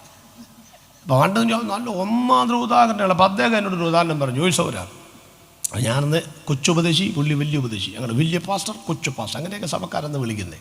ഇന്നിപ്പോൾ കൊച്ചു പാസ്റ്റർ എന്നൊക്കെ വിളിച്ചാൽ അവൻ്റെ ഇടപാട് കഴിഞ്ഞ് ഒന്നു ഇപ്പം നമ്മൾ പറഞ്ഞ കർത്താവിൻ്റെ വലിയോ ഇങ്ങനെയൊക്കെ പറഞ്ഞില്ലെങ്കിൽ അയ്യോ പ്രശ്നമാണ്. ആട്ടെ. അപ്പോൾ പറഞ്ഞു, ചോദിച്ചവരാണ്, ഒരു വീട് വിട്ട് നമ്മൾ പോയി. അപ്പോൾ വീടിൻ്റെ മെയിൻ സ്വിച്ച് ഓഫ് ചെയ്ത് വെച്ച് പോകണം, അല്ലെങ്കിൽ തന്നെ കറണ്ട് ആശ കൂടുതലാണ്. അപ്പോൾ തിരിച്ചു വരുമ്പം ആദ്യം മെയിൻ സ്വിച്ച് ഓൺ ചെയ്യും. അതിനർത്ഥം ആ വീട്ടിലോട്ട് കറണ്ട് വന്നു എന്നാണ്. അത്രേ അർത്ഥമുള്ളൂ, അല്ലാതെ എല്ലാ ബൾബും തെളിഞ്ഞു എന്നല്ല. ആണോ? അല്ല. ബെഡ്റൂമിൽ തെളിയണമെങ്കിൽ സ്വിച്ച് ഇടണം, ടോയ്ലറ്റിൽ അവിടുത്തെ സ്വിച്ച് ഇടണം, കിച്ചണിൽ അവിടുത്തെ സ്വിച്ച് ഇടണം. ഉപദേശിമാരുടെ ഭാഷയായിട്ട് കടമെടുത്ത് പറയുക, എനിക്ക് ഇഷ്ടപ്പെട്ടുകൊണ്ട് പറയുക. അദ്ദേഹം പറഞ്ഞു, സൗര, ബൈബിളിൽ പഴയമത്തെ എല്ലാ പുസ്തകത്തിലും യേശു എന്ന വെളിച്ചം ഉണ്ട്. പക്ഷേ എല്ലാ പുസ്തകത്തിലും ഒരു സ്വിച്ചുണ്ട്, അത് കണ്ടുപിടിക്കണം. അത് കണ്ടുപിടിക്കാനുള്ള ബുദ്ധിമുട്ടുകൊണ്ടാണ് പിന്നെ അത് വേണ്ടാന്ന് പറഞ്ഞാൽ പ്രശ്നം തീർന്നല്ലോ. ഉൽപ്പത്തി 3-ാം അധ്യായത്തിൻ്റെ 15, 16, 17 വന്നിട്ട് ഇങ്ങനെ ഞെക്കണം. അപ്പോൾ ഒരു ബൾബ് തെളിയും, സ്ത്രീയുടെ സന്തതി ഉണ്ട്. പുറപ്പാട് 12:4 വന്നിട്ട് അടുത്ത സ്വിച്ച് ഇടണം. അപ്പോൾ പറയും പെസഹ കുഞ്ഞാട് ഉണ്ട്. നിങ്ങൾ പറയും പോരട്ടെ, എല്ലാ റെഫറൻസും സൗകര്യമില്ല, നമ്മൾ കഷ്ടപ്പെട്ട് പഠിച്ചല്ലോ. അതുകൊണ്ട് കുറച്ചൊക്കെ നിങ്ങൾ വായിച്ചു, ഇതൊരു സാമ്പിൾ തന്നിരിക്കുക. ഇനി ബാക്കിയൊക്കെ പോയി എന്ത് ചെയ്യണം? റെഫറൻസോ കണ്ടുപിടിക്കും. ഞാനും മുഴുവൻ കണ്ടുപിടിച്ചുകൊണ്ടിരിക്കുക. അവിടെ ലേവ്യ പുസ്തകത്തിൽ 7 വിധമായ യാഗങ്ങൾ 5 ഉള്ളൂ. ചുവന്ന പശുക്കിടാവിൻ്റെ യാഗവും കരപൂരണ യാഗം അടക്കം 7. അതിൻ്റെ നിറപൊരുളാണ് ക്രിസ്തു. സംഖ്യാപുസ്തകത്തിലോ അടിക്കപ്പെട്ട പാറ. ആവർത്തന പുസ്തകത്തിൽ വരുവാനുള്ള പ്രവാചകൻ, യോശുവയുടെ പുസ്തകത്തിൽ സർവ്വസൈന്യാധിപൻ, രൂത്തിൻ്റെ പുസ്തകത്തിൽ വീണ്ടെടുപ്പുകാരൻ, ന്യായാധിപന്മാരുടെ പുസ്തകത്തിൽ 18 ന്യായാധിപന്മാർക്ക് മീതെ ഒരേ 14 ഉള്ളൂ. ശമൂവേൽ, ഏലി, യോവേൽ, അബിയാവ്, അങ്ങനെ 18 എന്ന് പറയുന്നത്. അവരൊക്കെ ന്യായാധിപന്മാരായിരുന്നു പറയുന്നത്. ആ ന്യായാധിപന്മാർക്ക് മീതെ ന്യായപാലനം ചെയ്യുന്ന ന്യായകർത്താവ്. രൂത്തിൽ കർത്താവ് വീണ്ടെടുപ്പുകാരനാണ്, എസ്തേറിൽ മധ്യസ്ഥനാണ്, 1-2 ശമൂവേലിൽ പ്രവാചക വരേണ്യനാണ്, 1-2 രാജാക്കന്മാരിൽ 41 രാജാക്കന്മാർക്ക് മീതെ രാജ്യം ഭരിക്കുന്ന രാജാതി രാജാവാണ്, 1-2 നിലവൃത്താന്തങ്ങളിൽ കർത്താതി കർത്താവാണ്. പിന്നെ ഏതാ ഇയ്യോബിൽ കഷ്ടപ്പെടുന്ന മശിഹയാണ്, നെഹമ്യാവിൽ രാഷ്ട്രത്തിൻ്റെ പുനഃസ്ഥാപകനാണ്, സങ്കീർത്തനങ്ങളിൽ കഷ്ടപ്പെടുന്ന ആടുകളുടെ വലിയ ഇടയനാണ്, സദൃശവാക്യത്തിൽ സർവജ്ഞാനിയാണ്, സഭാപ്രസംഗിൽ സകലം നിയന്ത്രിക്കുന്നവനാണ്, ഉത്തമയത്തിൽ സഭയുടെ മണവാളനും പ്രിയനും തോഴനും കാന്തനുമാണ്. യെശയ്യാവ്, ഇരമ്യാവ്, എഹെസ്കേൽ, ദാനിയേൽ 4 വലിയ പ്രവാചകന്മാരും ശേഷിക്കുന്ന 12 ചെറിയ പ്രവാചകന്മാരും അടങ്ങുന്ന വിലാപങ്ങളുടെ പുസ്തകം അടക്കമുള്ള 17 പ്രവചന ഗ്രന്ഥങ്ങളിൽ യേശു യഹൂദജാതിയുടെ ചിരകാല പ്രതീക്ഷിത മശിഹ ആണ്. മത്തായിൽ രാജാവ്, മർക്കോസിൽ ദാസൻ, ലൂക്കോസിൽ മനുഷ്യപുത്രൻ, യോഹന്നാനിൽ ദൈവത്തിൻ്റെ പുത്രൻ, അപ്പോസ്തല പ്രവർത്തികളിൽ സഭയുടെ ചരിത്രത്തിൻ്റെ നെടും തൂണ്, ലേഖനങ്ങളിൽ സഭയുടെ ഭാവി പ്രത്യാശ. ഒടുവിലത്തെ പുസ്തകമായ വെളിപ്പാട് പുസ്തകത്തിനകത്ത് മാറത്ത് പൊൻകച്ച കെട്ടിയവനായി മനുഷ്യപുത്രനോട് സദൃശനായിരിക്കുന്ന ക്രിസ്തുവായി തിരുവെഴുത്തിൽ അവനുണ്ട്. മലയാള മനോരമയുടെ ഫ്രണ്ട് പേജിൽ കാണുന്ന പൊന്നമ്മ സുപ്രണ്ടും കുഞ്ചുക്കുറിപ്പും വായിക്കാനും പറയാനും വന്നതല്ല ഞങ്ങൾ. ഏതെങ്കിലും ഇതിഹാസങ്ങളിലും പുരാണങ്ങളിലും പറയുന്ന കടങ്കഥകളിൽ കാണുന്ന കഥാപാത്രത്തെ അവതരിപ്പിക്കാനും വന്നതല്ല ഞങ്ങൾ. മറിച്ച് സങ്കീർത്തനത്തിലും എബ്രാലേഖനവും ആവർത്തിച്ചു ഒരു വാക്കുണ്ട്, ഇതാ പുസ്തകത്തിൻ്റെ ചുരുളുകളിൽ എന്നെ കുറിച്ച് എഴുതിയിരിക്കുന്നു. കടങ്കഥ പറയാനല്ല ഞങ്ങൾ വന്നിരിക്കുന്നത്. എഴുതപ്പെട്ടത് കൊണ്ട് ലോകത്തിൽ വന്ന ചരിത്ര പുരുഷനായി ഒരുവനുണ്ടെങ്കിൽ ഞങ്ങൾ പ്രസംഗിക്കുന്ന വാഴ്ത്തപ്പെട്ട കർത്താവായ യേശുക്രിസ്തുവാണതെന്ന്. അതുകൊണ്ട് പുസ്തകത്തിൻ്റെ ചുരുളുകളിൽ കണ്ടോ, യേശുക്രിസ്തു ആലയത്തിൽ ആദ്യം പുസ്തകം വിടർത്തി. എന്തോ സംഭവിച്ചു? കൂനിയായ സ്ത്രീയൊക്കെ എഴുന്നേറ്റ് നിൽക്കുകയാണെന്ന്. കാരണം എന്താ? 8 പശു പുല്ലതിൻ്റെത്തല്ലോ. ആ എഴുതിയവൻ ആലയത്തിലേക്ക് വന്നപ്പോൾ അത്ഭുതങ്ങൾ നടക്കാൻ തുടങ്ങി. ആലയത്തിനകത്ത് നടക്കുന്നു, ദേവാലയ ഗോപുരത്തിൻ്റെ വാതിൽ ഇരിക്കുന്നവൻ നടക്കുന്നു. ആ യേശു ഇന്ന് രാത്രിയിൽ പുസ്തകങ്ങളിലെല്ലാം മറിച്ച് ഈ മുട്ടച്ചൽ കൺവെൻഷന്റെ 3ാമത്തെ രാത്രിയിൽ തൻ്റെ തേജസ് വാരിച്ചുറ്റി നമ്മുടെ നടുവിലേക്ക് അവൻ ജീവനുള്ള ദൈവമായി എഴുന്നേറ്റവൻ വന്നിട്ടുണ്ടെങ്കിൽ, യേശുക്രിസ്തു ഭൂമിയിൽ ജീവിച്ചിരുന്ന കാലഘട്ടത്തിൽ നടന്ന കാര്യങ്ങൾ ചെയ്യാൻ യേശുക്രിസ്തു ഇന്നും ജീവിക്കുന്ന ദൈവമായി നമ്മുടെ നടുവിലുണ്ടെന്ന് എഴുതപ്പെട്ടത് കൊണ്ട് വന്ന ദൈവോത്തരനെ പ്രസംഗിക്കുകയാണ് ഞങ്ങൾ. ഞങ്ങളിനി ആരെയും ലോകത്തിൽ രക്ഷിതാവായി പ്രതീക്ഷിക്കുന്നില്ല. വേറെ ഒരു ദൈവത്തിന്റെ അവതാരം ഞങ്ങൾ വിശ്വസിക്കുന്നില്ല. ഞങ്ങൾ ഡിക്ലറേഷൻ സമ്പൂർണ്ണമായി നടത്തിയിരിക്കുന്നു. വരാനുള്ളവൻ വന്നു കഴിഞ്ഞു. മനുഷ്യവർഗത്തിന്റെ പാപത്തിന് വേണ്ടി ക്രൂശിൽ മരിക്കാനുള്ളവൻ മരിച്ചു കഴിഞ്ഞു. ഞങ്ങൾക്ക് ഡിസംബർ 25-മില്ല, ഏപ്രിൽ 14-മില്ല. യേശു ക്രൂശിൽ മരിച്ചു, അടക്കപ്പെട്ടു, ഉയർത്തെഴുന്നേറ്റ് സ്വർഗത്തിൽ ജീവിക്കുന്നു. വിവിധമായി എന്ന് പറഞ്ഞാൽ എന്താ?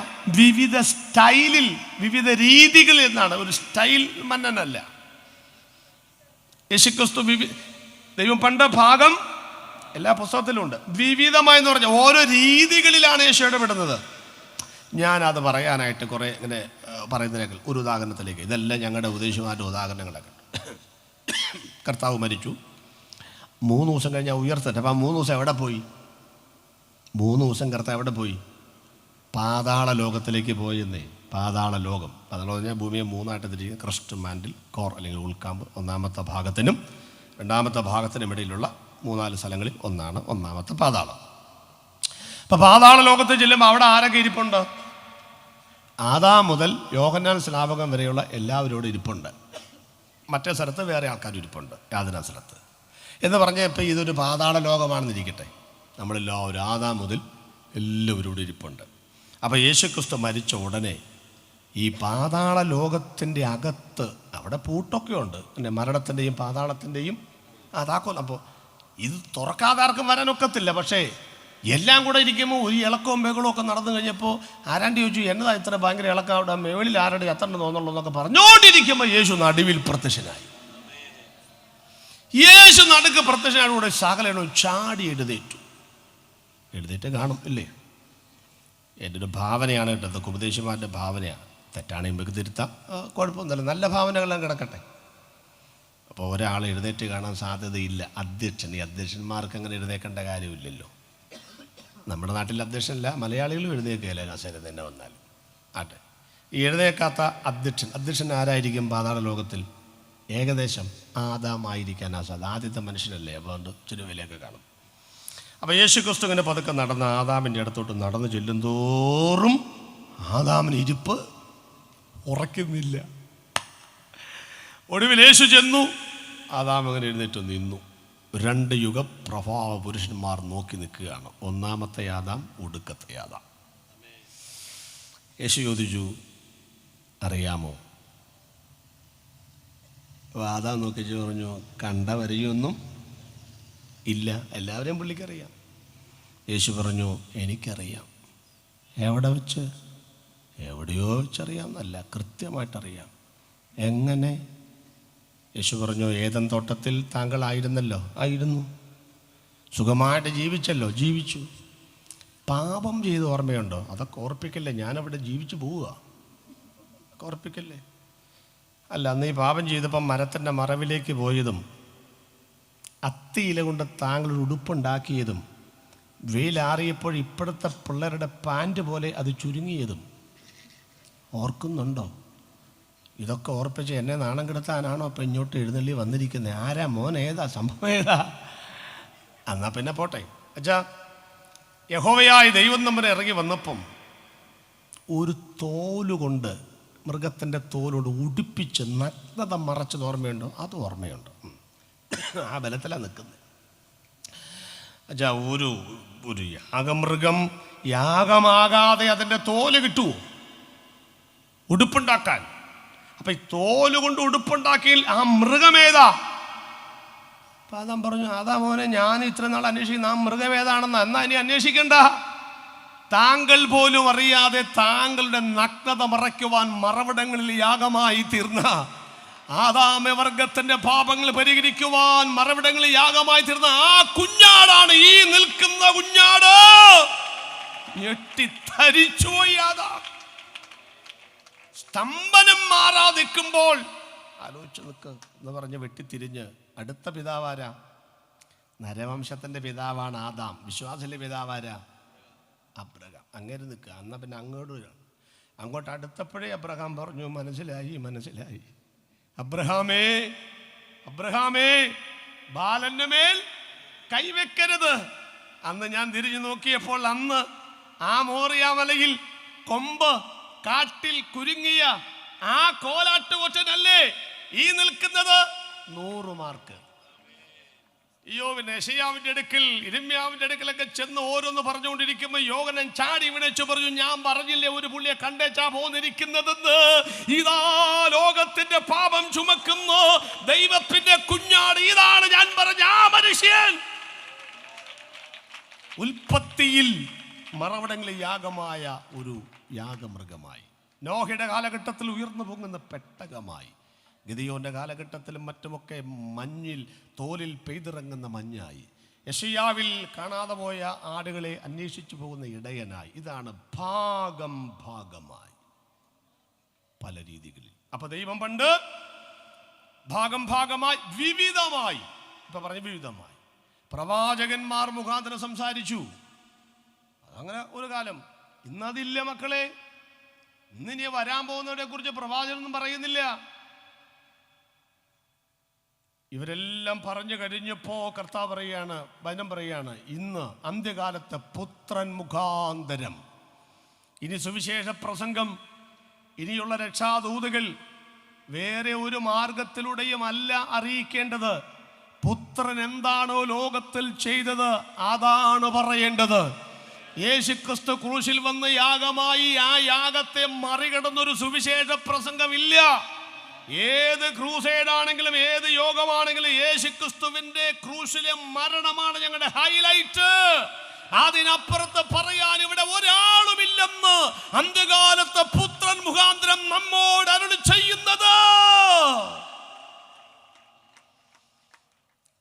ദൈവം പറഞ്ഞു, കർത്താവേ, ദൈവമേ, പ്രവചനങ്ങൾ നിവൃത്തിയായി. 300-ലേറെ പ്രവചനങ്ങൾ നിവൃത്തിയായി. ഇനിയൊന്നും നിവൃത്തിയാകാനില്ല. നിവൃത്തിയായി. 18 ന്യായാധിപന്മാരും 41 രാജാക്കന്മാരും കാലഘട്ടത്തിൻ്റെ യുഗപ്രഭാവ വീരന്മാരായ ഭക്ത ശിരോമണികളും പ്രവാചകന്മാരും മഹാപുരോഹിതന്മാരും ഒക്കെയായി വന്ന് അവതരിപ്പിച്ച കാര്യങ്ങൾക്ക് പരിഹാരം വരുത്താതിരുന്നത് ഞാൻ 3.5 കൊല്ലം കൊണ്ട് നിവൃത്തിയാക്കിയിരിക്കുന്നു. ഇനിയും ആരുമില്ല. കരമൊന്ന് ഉയർത്തി കർത്താവിന് സ്തോത്രം ചെയ്താട്ടെ. ഞാനത് വിട്ടു. രണ്ടാമത് നമ്മുടെ ജീവിതത്തെ ലൈവായിട്ട് സ്പർശിക്കുന്ന രണ്ടാമത്തെ കാര്യത്തിലേക്ക് വരികയാണ്. എന്താണ് രണ്ടാമത്തെ കാര്യം? ഇതാണ്, മനുഷ്യവർഗത്തിൻ്റെ പാപങ്ങൾ സമ്പൂർണ്ണമായി പരിഹരിക്കപ്പെട്ടു. അതാണ് ഇനി ചിന്തിക്കാൻ പോകുന്നത്. കുറച്ചും കൂടെ നമുക്ക് കാണാം. എബ്രാലേഖനം എടുത്തു മക്കളെ, 10-ാമത്തെയും 1-ാമത്തെ വാക്യം വായിച്ചു. 10:1. എബ്രാലേഖനം 10:1. ന്യായപ്രമാണം വരുവാനുള്ള നന്മകളുടെ നിഴലല്ലാതെ കാര്യങ്ങളുടെ സാക്ഷാൽ സ്വരൂപമല്ലായക കൊണ്ട് ആണ്ടുതോറും ഇടവിടാതെ കഴിച്ചു വരുന്ന അതേ യാഗങ്ങളാൽ അടുത്തു വരുന്നവർക്ക് സൽഗുണപൂർത്തി വരുത്തുവാൻ ഒരു നാളും കഴിവുള്ളതല്ല. വളരെ മനോഹരമായിട്ട് വായിച്ചിട്ടുണ്ട്, ശ്രദ്ധിച്ചു. ന്യായപ്രമാണം വരുവാനുള്ള നന്മകളുടെ നിഴലല്ലാതെ കാര്യങ്ങളുടെ സാക്ഷാൽ സ്വരൂപമല്ലാത്തത് കൊണ്ട് ആണ്ടുതോറും ഇടവിടാതെ കഴിച്ചു വരുന്ന അതേ യാഗങ്ങളാൽ അടുത്തു വരുന്നവർക്ക് സൽഗുണപൂർത്തി വരുത്തുവാൻ ഒരു നാളും. ഇങ്ങനെയൊക്കെ പറഞ്ഞാൽ നമുക്ക് പെട്ടെന്ന് മനസ്സിലാകത്തില്ല കേട്ടോ. അതുകൊണ്ട് ഞാനതൊന്ന് ലളിതമാക്കി തരാം. ഇപ്പം നമ്മൾ ചിന്തിക്കുന്നത് യേശുക്രിസ്തു ക്രൂശിൽ മരിച്ചതുകൊണ്ട് പ്രവചനങ്ങൾ നിവൃത്തിയായി. രണ്ടാമത്തെ, നമ്മുടെ പാപങ്ങൾ സമ്പൂർണ്ണമായിട്ട് എന്ത് ചെയ്തു? പരിഹരിച്ചു. അതായി പറയുന്നത്. പഴയ നിയമത്തിൽ പാപപരിഹാരം ഉണ്ടായിരുന്നു, പക്ഷെ എന്തല്ലായിരുന്നു? സമ്പൂർണ്ണമല്ലായിരുന്നു. ഒരു താൽക്കാലിക സംവിധാനം ഉണ്ടായിരുന്നു. അതാണ് ന്യായപ്രമാണം എന്ന് പറഞ്ഞത്. ന്യായമായ പ്രമാണം വരുവാനുള്ള നന്മയുടെ വരാനുള്ള നന്മ നസറേത്ത് തവല നന്മയും യേശുക്രിസ്തു. പഴയ നിയമം പുതിയ നിയമത്തിൻ്റെ നിഴലായിരുന്നു, അല്ലാതെ കാര്യങ്ങളുടെ സാക്ഷാൽ സ്വരൂപമല്ല. അപ്പോൾ അത് കൊണ്ട് നടക്കാമോ? കൊണ്ട് നടക്കാം, കുഴപ്പമൊന്നുമില്ല. അത് പ്രമാണിക്കാമോ? പ്രമാണിക്കാം. ഏതുവരെ? യേശുക്രിസ്തുവിനെ അറിയുന്നത് വരെ, യേശുക്രിസ്തുവിൻ്റെ ക്രൂശിനെ വിശ്വസിക്കുന്ന വരെ മാത്രമേ അതിന് പ്രസക്തിയുള്ളൂ. അത് കഴിഞ്ഞാൽ അത് മറഞ്ഞു. അത് മോശപ്പെട്ട കാര്യമൊന്നുമില്ല, അതിലേക്കാണ് വരുന്നത്. അതിൻ്റെ ഒരു ക്രമപ്രശ്നം അവതരിപ്പിക്കുകയാണ്. വളരെ ശ്രദ്ധയോടെ ഇരിക്കണം. ഇവിടുത്തെ ഒരു മതങ്ങളെയും കുറിച്ചല്ല പറയുന്നത്, യഹൂദൻ്റെ മതത്തെക്കുറിച്ചും അതിൻ്റെ പുതിയ വേർഷനെ കുറിച്ചാണ് പറയുന്നത്. പഴയ നിയമത്തിൽ ഈ യാഗം നടത്തുന്നവർക്ക് പാപബോധമില്ല. പഴയ നിയമത്തിൽ ഇപ്പോൾ ഇത് യഹൂദൻ്റെ പള്ളിയാണെന്ന് ഇരിക്കട്ടെ. അപ്പോൾ അവൻ ശനിയാഴ്ച ആരാധനയ്ക്ക് വരിക. അവൻ്റെ വെള്ളറടെ ഇറങ്ങിയിട്ട് ഇങ്ങനെ നടന്നു പോരുമ്പം ഒരച്ചായൻ്റെ കയ്യിൽ 2 കുറുപ്രാവുണ്ട്. അപ്പോൾ ഈ കലുങ്കലിരിക്കുന്ന ആളുകളൊക്കെ, നമ്മളൊക്കെ പണ്ട് ആരാധനയ്ക്ക് പോകുമ്പോൾ കലുങ്കലൊക്കെ ഈ വേലിപ്പത്തലയിൽ ഓന്തിരിക്കുന്ന പോലെ കുറേ ആൾ ഇരിക്കാറുണ്ട്. അപ്പോൾ ഓന്തിനൊന്നും ചെയ്യാൻ പറ്റിയില്ലെങ്കിലും നമ്മൾ പോകുമ്പം അങ്ങനെ കുടിനീരിറക്കുന്ന പോലെ നമ്മളിങ്ങനെ പോകുമ്പം സ്വസ്ത്രം എന്ന് നമ്മൾ പോയി കഴിയുമ്പം, സ്വസ്ത്രമൊന്നും പറയാൻ അറിയാമില്ല, അതുകൊണ്ട് ഈ സ്വസ്ത്രമൊക്കെ പറയുന്നത്, അങ്ങനെ പറഞ്ഞു പോകുന്ന കുറേ ആളുകൾ നമ്മൾ കണ്ടിട്ടുണ്ട്. സത്യം പറഞ്ഞാൽ അത് നമ്മുടെ ഒരു ബലമായിരുന്നു, അല്ലേ? ബലമായിരുന്നു. അപ്പം ചില സൗകര്യമാരൊക്കെ ഒറ്റയ്ക്ക് രക്ഷിക്കപ്പെട്ടു. എൻ്റെ പൊന്നേ, കുഴിച്ചിടാൻ ശവക്കോട്ടയില്ല, പ്രശ്നം ഹോളില്ല, നാട്ടുകാരുടെ നിന്നയും പരിഹാസമൊക്കെ ഇട്ട് ഇങ്ങനെ കഷ്ടപ്പെട്ട് പ്രയാസപ്പെട്ട് നാണിച്ചാൽ സിറ്റി. അന്നേരമാണ് സ്വസ്ത്രം എന്നൊക്കെ പറഞ്ഞ് കളിയാക്കുന്നത്. അത് ചിലപ്പോൾ വേണ്ടപ്പെട്ടവരൊക്കെ ആയിരിക്കും. ആ വിഷമമൊക്കെ സങ്കടമൊക്കെ വന്ന് ചർച്ചിൽ വന്ന് കയറുമ്പോഴാണ് പാട്ട് വരുന്നത്. പരിഹാസം ചൊല്ലി ശത്രു നേർക്ക് വരുമ്പോൾ സ്തോത്രം പാടി ആശ്വസിപ്പാൻ ശക്തി നൽകുന്ന ക്രിസ്ത്യ ജീവിതം പോൽ ഭാഗ്യം പാരിലെന്തുള്ളൂ. ക്രിസ്ത്യ ജീവിതം പോൽ ഭാഗ്യം പാരിലെന്തുള്ളൂ. എന്നെ മനോഹരമായ പാട്ടല്ലേ. ഇപ്പം പിന്നെ അങ്ങനെ പാട്ട് പാടി സാക്ഷിയൊന്നുമില്ല. കാരണം ഈ ഓന്തന്മാരൊന്നും ഇപ്പം ഇല്ല കലുങ്കയിൽ. അവർ മടുത്തു. കാരണം നമ്മളെ കൊണ്ട് രക്ഷയില്ലെന്ന് അവർക്ക് മനസ്സിലായി. ഇപ്പം പറഞ്ഞല്ലോ, ഇത്രയും ആളുകളുണ്ടോ ബെന്തിക്കോസിനെന്ന് ചോദിച്ചു പോലെ. അങ്ങനെ ബെന്തിക്കോസ് ഒരുത്തനിൽ നിന്നാണ് ഉളവാക്കിയത്. അങ്ങനെ ബൈബിൾ ആരംഭിക്കുന്നത്. അവസാനിക്കുന്നത് എങ്ങനെയാണെന്നറിയാമോ? എണ്ണിക്കൂടാത്ത പുരുഷാരം കയ്യിൽ കുരുത്തോലയുമായി കീറുന്നത് കണ്ടുകൊണ്ടാണ്. ഇത് സത്യമാർഗമാണെന്നുള്ളതിൻ്റെ തെളിവാണ് മക്കളെ. ഇത് എണ്ണാനൊക്കില്ല. എണ്ണാമെങ്കിൽ എണ്ണിക്കോ എന്ന് പറഞ്ഞ പല എണ്ണവും ഇപ്പം എണ്ണാനൊക്കത്തില്ല. എണ്ണമില്ല, ആളെ കൂലിക്ക് വിളിക്കണം. എന്നാൽ ഇതങ്ങനല്ല. ശവക്കോട്ടയിൽ അവസാനിക്കുന്ന മാർഗമല്ലിത്. ശവക്കോട്ടയിൽ ഉദ്ഘാടനം ചെയ്ത ഒറ്റ പ്രസ്ഥാനമുണ്ടെങ്കിൽ യേശുവിൻ്റെ പ്രസ്ഥാനമല്ലാതെ വേറൊന്ന് ലോകത്തിൽ ഇല്ലെന്ന് അപ്പോൾ പിന്നെ പോകുമ്പോൾ അച്ഛാ 2 കുറുപ്രാവിനെ കൊണ്ട് പോകട്ടെ മത്തായിച്ചായിട്ട്. ഞങ്ങളുടെ നാട്ടിലെ പേരുകളാണ്, ഇവിടെയൊക്കെ പേരൊക്കെ നല്ല ഇൻ്റർനാഷണൽ പേരായിട്ട് വാരണങ്കാർക്ക്. എൻ്റെ പൊന്നു ഭയങ്കര പേരാണ്.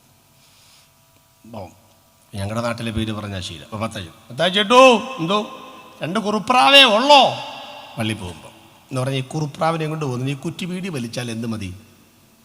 കുറുപ്രാവ് മതി, അത്രയേ ഉള്ളൂ. ഓരോരുത്തരുടെ കയ്യിലിരിക്കുന്ന യാഗമൃഗത്തിൻ്റെ വലിപ്പം അനുസരിച്ച് ഈ പുള്ളി ചെയ്ത പാപം എന്താണെന്ന് ആർക്കറിയാം? നാട്ടുകാർക്കറിയാം. നാട്ടുകാർക്ക് നമ്മുടെ സഭയിൽ വന്നില്ലെങ്കിലും നമ്മുടെ നിയമങ്ങളൊക്കെ അറിയാമല്ലേ. പിന്നെ കാനാവിലെ കല്യാണത്തിൽ അവരുടെ വെള്ളം ഉണ്ടാക്കിയത് യേശുവാണെന്ന് അവർക്കറിയാമല്ലോ.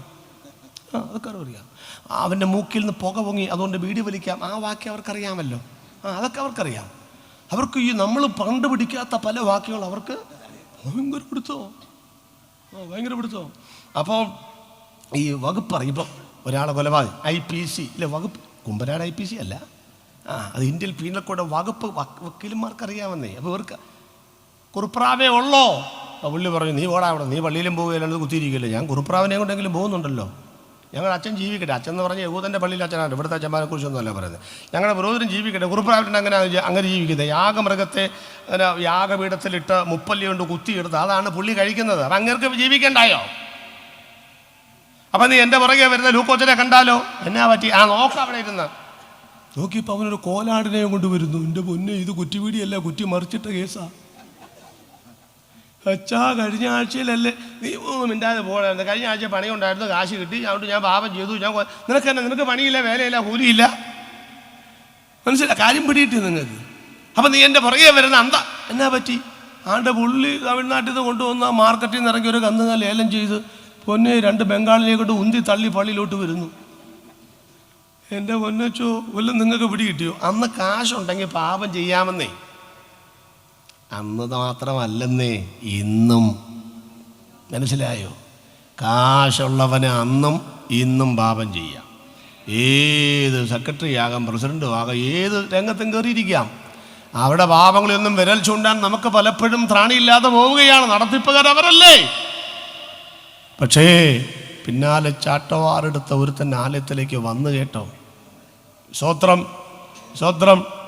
ഇവരവിടെ ചെന്ന് യാഗം നടത്തുമ്പോൾ ഇവർ പറഞ്ഞു എൻ്റെ പൊന്നു മഹാപുരോഹിത ഞങ്ങളെ രക്ഷിക്കണം. എന്താ കാര്യം? കുടുംബത്തിൽ പിറന്ന ഞങ്ങൾ വെള്ളറെ കൂടെ വരുമ്പോൾ ഞങ്ങളുടെ പാപങ്ങളെല്ലാം കൂടെ കലങ്കേലിക്കുന്നതിന് പിടികിട്ടുകയാണെന്നേ.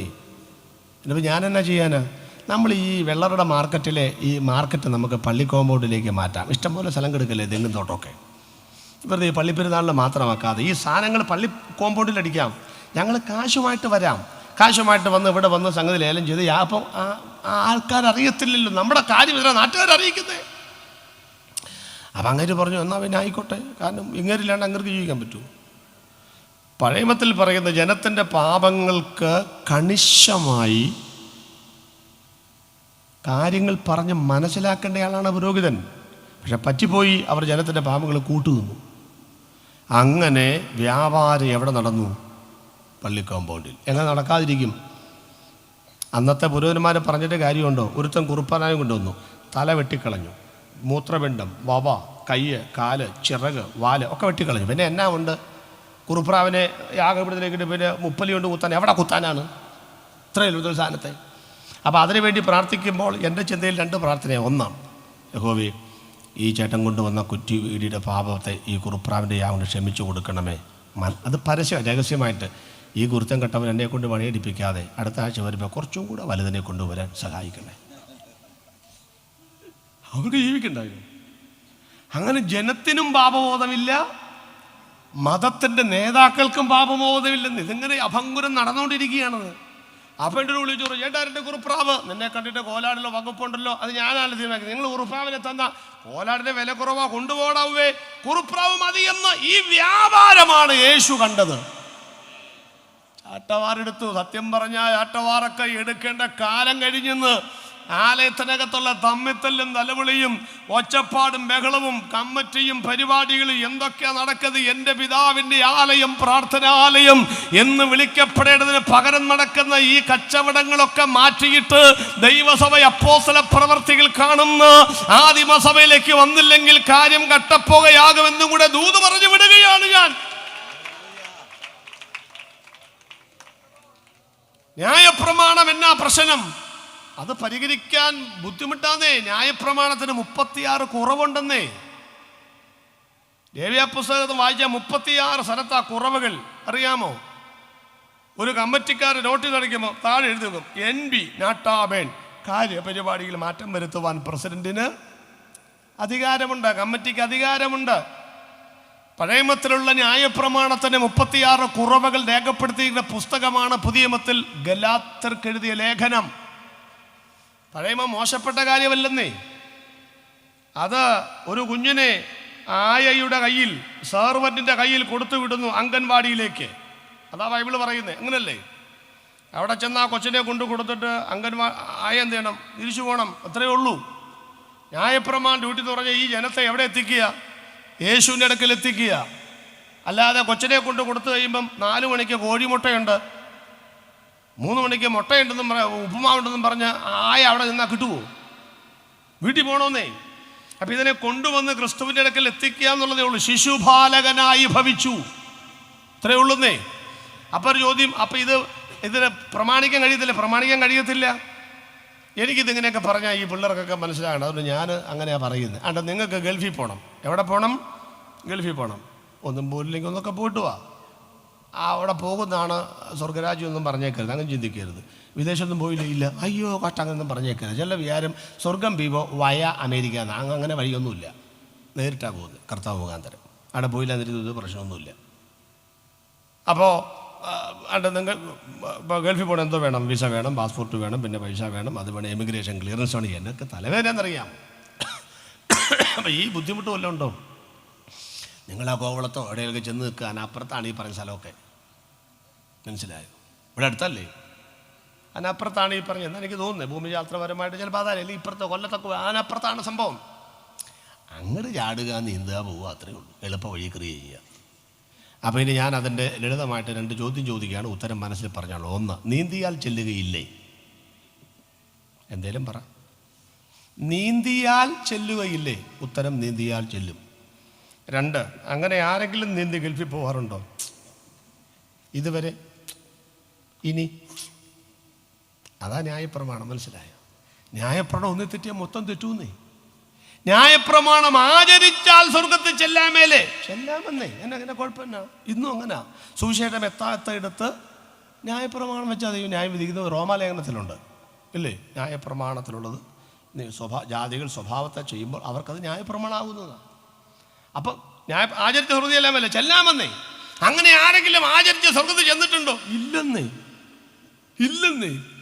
അപ്പൊ എന്നാ പോം വഴി പറയാമെന്നേ. കൊടുത്ത ദൈവം തന്നെ പോം വഴി കണ്ടെന്നേ. എന്താ ഞാനല്ലേ പ്രമാണം കൊടുത്തത്? നിങ്ങൾക്ക് പിടിച്ചു നിൽക്കാൻ തന്ന പ്രമാണമാണെന്നേ. 5 സ്റ്റാറിനകത്ത് വരും. നിങ്ങൾ കണ്ടിട്ടില്ലേ 5 സ്റ്റാർ കയറി കഴിഞ്ഞാൽ വിശന്ന് തുടങ്ങുമ്പോഴാണ് 5 സ്റ്റാർ കയറുന്നത്. നമ്മൾ ഭക്ഷണം ഓർഡർ ചെയ്തു, വിശന്ന് വൻകുടലും ചെറുകുടലും കൂട്ടിമുട്ടുമ്പോൾ ഒരു പ്ലേറ്റ് വരും, അത്രയേ ഉള്ളൂ. അത് രണ്ടും കൂടെ കൂട്ടിമുട്ടി അരണി കടഞ്ഞ് അഗ്നി പുറത്ത് വരും. നാവ് പുറത്തോട്ട് തള്ളുമ്പോഴാണ് ഒരു ഗ്ലാസ് വെള്ളം വരുന്നത്. മനസ്സിലായോ?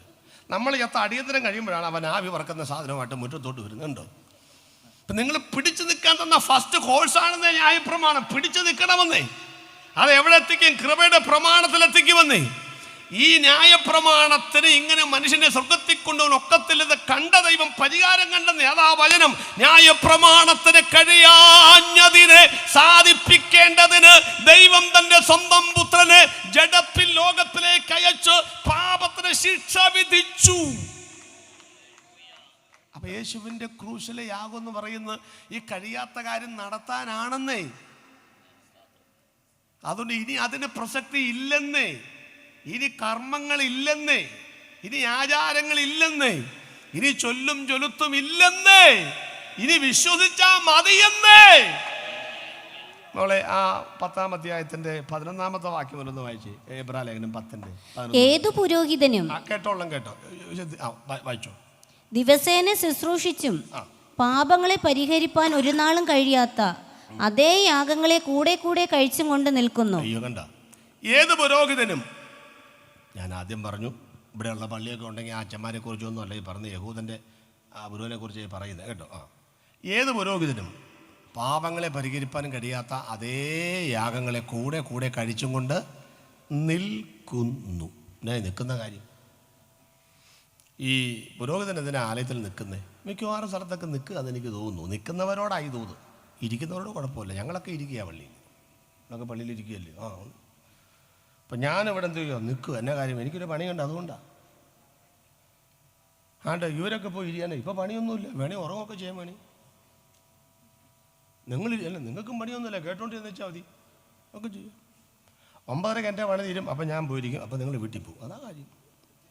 നിൽക്കുന്ന കാര്യം ഒരു പണിയുണ്ടെന്നേ, അതാ നിൽക്കുന്നത്. എന്നാ പണി, എന്നാ പ്രസംഗം തീർന്നിട്ടില്ലെന്നേ, അതാ നിൽക്കുന്നത്. അപ്പം പുരോഹിതൻ എന്താ നിൽക്കുന്നത്? ഒന്ന്, സമാഗമന കൂടാതെ ഇരിപ്പിടമില്ല. 1. 2, ഈ നിൽക്കുന്ന ജനത്തിൻ്റെ പാപങ്ങൾ പരിഹരിക്കപ്പെട്ടിട്ടില്ലേ, അതാ ഇവർ നിൽക്കുന്നേന്നേ. ആലയത്തിനകത്ത് പുരോഹിതൻ അന്നും ഇന്നും, സ്തോത്രം, അത്രയൊക്കെ മതി. അന്നും ഇന്നും നിൽക്കുന്നതിൻ്റെ കാര്യം തന്നെ. കസേരയിൽ ഇരിക്കാതെ നമ്മളൊക്കെ ഇരിക്കല്ലയോ? പിന്നെ ഞങ്ങളൊക്കെ ഇനി സാക്ഷ്യം പറയാം. സാക്ഷ്യം എന്നൊക്കെ പറഞ്ഞ് 1.5 മണിക്കൂർ നമുക്ക് സുഖമായിട്ട് പോയിട്ട് ഉറങ്ങാനുള്ള സമയമുണ്ട്. പിന്നെ 1 മണിക്ക് ആകാൻ തീരുന്നത്. എന്നാലും 12:45 എഴുന്നേറ്റ് കാട്ടോലീവിൻ അയാൾ പോയി വെട്ടി ഒട്ടിച്ചുകൊണ്ട് വരുമ്പോഴേക്ക് സമയം എന്നാന്ന് അറിയാമോ? നമുക്ക് ഇഷ്ടംപോലെ സമയമുണ്ട് വെച്ചാൽ ഇരിക്കാനായിട്ട്. സ്തോത്രം. അന്നും ഇന്നും പുരം നിൽക്കുന്ന ഈ ജനത്തിന്റെ പാപങ്ങൾ പരിഹരിക്കപ്പെട്ടിട്ടില്ലെന്നേ. നമ്മുടെ മഹാപുരം നിൽക്കുന്ന പുരോഹിതനെ പോലെ അല്ലെന്നേ. അടുത്ത വാക്യം വായിക്കുമ്പോൾ, അടുത്ത ഉറക്കെ വായിക്കണം. എനിക്ക് ആവേശം നേരത്തെ വാക്യമുണ്ട്, ഞാൻ വായിക്കുന്നത് ഉറക്കെ വായിക്കണം. അയ്യോ, മൈക്ക് ഓഫ് ചെയ്തപ്പോഴേക്ക്.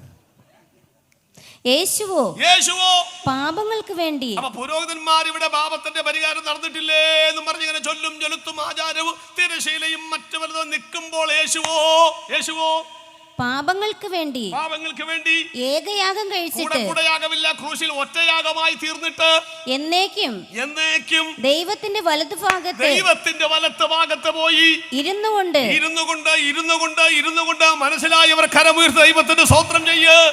ഇവിടുത്തെ മഹാപുരോഹിതന്മാർ ജനത്തെ പറ്റിച്ചുകൊണ്ട് ഇന്നും നിങ്ങളുടെ പാപങ്ങൾ പരിഹരിക്കപ്പെട്ടിട്ടില്ല, ഇങ്ങോട്ടതായെന്നൊക്കെ പറഞ്ഞ കർമ്മങ്ങളും ആചാരങ്ങളുമായി നിൽക്കുമ്പോൾ ഇവർ നിൽക്കുന്ന അതേ പ്രശ്നം പരിഹരിച്ചും 2000 കൊല്ലം മുൻപ് പരിഹരിച്ച് സ്വർഗത്തിൽ പോയി പിതാവിന്റെ വലത്ത് ഭാഗത്ത് പോയി ഇരുന്നു കൊണ്ട് ശത്രുക്കൾ തന്റെ പാതവിടമാകോളം കാത്തിരിക്കുന്നു.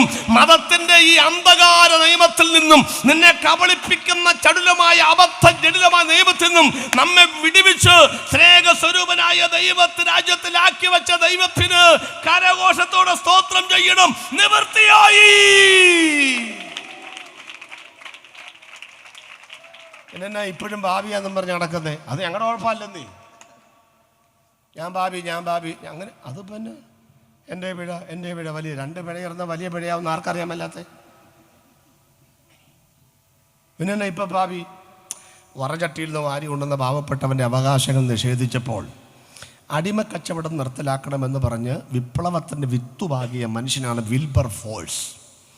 ആ നിയമം അമേരിക്കൻ പാർലമെൻറ്റിൽ വരുത്തി തീർത്ത മഹാനായ മനുഷ്യൻ്റെ പേരാണ് എബ്രഹാം ലിങ്കൺ.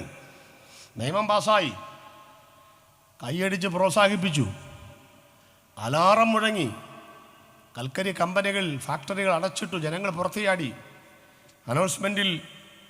അനൗൺസ്മെൻറ്റ് നീങ്ങി, തെരുവീതിയിൽ കൂടെ നീങ്ങുകയാണ്. എബ്രഹാം ലിങ്കൺ നീണാൾ വാഴട്ടെ. എന്താ കാര്യം? അടിമക്കച്ചവടം നിർത്തലാക്കി. കഴുതകളൊക്കെ പണിയെടുപ്പിക്കുന്ന കെട്ടഴിച്ചു വിട്ടു, ബാനറുകൾ ഉയർന്നു, അനൗൺസ്മെൻറ്റ് മുഴങ്ങി, റോട്ടിൽ കൂടി ആളുകൾ പോവുക, എബ്രഹാം ലിങ്കൺ നീണാൾ വാഴട്ടെ. പണിയെടുത്തുകൊണ്ടിരുന്നവർ ചോദിച്ചു, എന്നാ വിശേഷം? അടിമക്കച്ചവടം നിർത്തലാക്കി, അറിഞ്ഞില്ലേ? ഇപ്പോൾ അവരും പണി നിർത്തി, പിന്നെ കിടക്കുക ആരെങ്കിലും? പ്രിയപ്പെട്ടവരെ, 2000 വർഷം മുൻപ് പാപത്തിൻ്റെ ചങ്ങലയിൽ കിടന്ന, പിശാചിൻ്റെ മരണഭീതിയിൽ കുടുങ്ങിക്കിടന്ന നിന്നെ വിടുവിച്ചു യേശുക്രിസ്തു ക്രൂശിലെ യാഗത്താൽ. ആ യാഗത്തിൻ്റെ വിളംബരം, ആ യാഗത്തിൻ്റെ അനൗൺസ്മെൻ്റാണ് 3 ദിവസമായി മുട്ടച്ചലിൽ മുഴങ്ങി കേൾക്കുന്നത്. ആ ബാനറാണ് ഞങ്ങൾ ഉയർത്തിപ്പിടിച്ച ദൈവത്തിൻ്റെ വചനം. ചോന്നുകൊണ്ട് നടക്കാതെ വായിക്കാൻ പഠിക്കാദ്യം. സ്തോത്രം. അതിനെക്കുറിച്ചുള്ള പാട്ടായി പാടിക്കൊണ്ടിരിക്കുന്നേ. കേൾക്കുന്നവൻ മതത്തിൻ്റെ ചണ്ടിക്കൂമ്പാന് വിടുവിക്കപ്പെട്ട് ഹല്ലേലൂയ പറഞ്ഞ് മുൻപോട്ട് പോകുന്നവൻ്റെ കൂടെ കൂടിക്കൊള്ളണം. കാലം തീരാറായി, യേശു വരാറായി. അതുകൊണ്ട് ഇനിയും അടിമനുഖത്തിലാണെന്ന് പറഞ്ഞ് മുന്നോട്ട് പോകരുത്. യേശു മരിക്കാത്തതല്ല പ്രശ്നം, പാപങ്ങൾ പരിഹരിക്കപ്പെടാത്തതല്ല പ്രശ്നം, നീ വചനം വായിച്ച് വിശ്വസിച്ച് ഏറ്റെടുക്കാത്തതാണ് നിന്റെ പ്രശ്നം. വിശ്വസിക്കുന്നവർക്ക് വേണ്ടി മാത്രമേ ദൈവകൃപ വ്യാപരിക്കുകയുള്ളെന്ന് 2 കാര്യങ്ങൾ വിട്ടു. ഒന്ന്, യേശു സ്വർഗത്തിലേക്ക് നോക്കി പറഞ്ഞു പ്രവചനങ്ങൾ വൃത്തിയായി. നമ്മോട് നോക്കി പറഞ്ഞു നിങ്ങളുടെ പാപങ്ങളുടെ പരിഹാരം ഞാൻ നിവൃത്തിയാക്കിയിരിക്കുന്നു. അതിനും കൊണ്ടൊരു സ്വത്രം പറഞ്ഞാട്ട് 3-ാമത്തെ കാര്യം കൊണ്ട് പറഞ്ഞ് അവസാനിപ്പിക്കണം. സമയം വേണമെങ്കിലും മതി. പിശാചിൻ്റെ തലയെ തകർത്തു. അയ്യോ, ഇവിടെയൊക്കെ നിൽക്കണം. എന്നാ കാര്യം എന്നറിയാമോ? നമ്മുടെ ആളുകളിൽ നല്ലൊരു ശതമാനം ആളുകൾക്ക്, എല്ലാവർക്കും ഇല്ല, പിശാചുമായിട്ട് ഭയങ്കര ബന്ധമാണ്. ഭയങ്കര പുള്ളിയാണ് നമ്മുടെ ഉപജീവന മാർഗം. സ്വത്രം. പണ്ടൊരാൾ 21 ദിവസം പ്രാർത്ഥന കഴിഞ്ഞപ്പം പറഞ്ഞു 21-ാം ദിവസം സ്റ്റേജിൽ വെച്ച് ഈ ദേശത്തിൻ്റെ അധിപതിയായി പിശാചിനെ അടിച്ചുടച്ച് തകർക്കുമെന്ന് പറഞ്ഞു. ഞാനുണ്ടായിരുന്ന ആ മീറ്റിങ്ങിൽ. എന്നാൽ പിന്നെ പിശാചിനെ തല്ലിക്കൊല്ലുന്നത് കാണാമെന്നും പറഞ്ഞ് പോയി.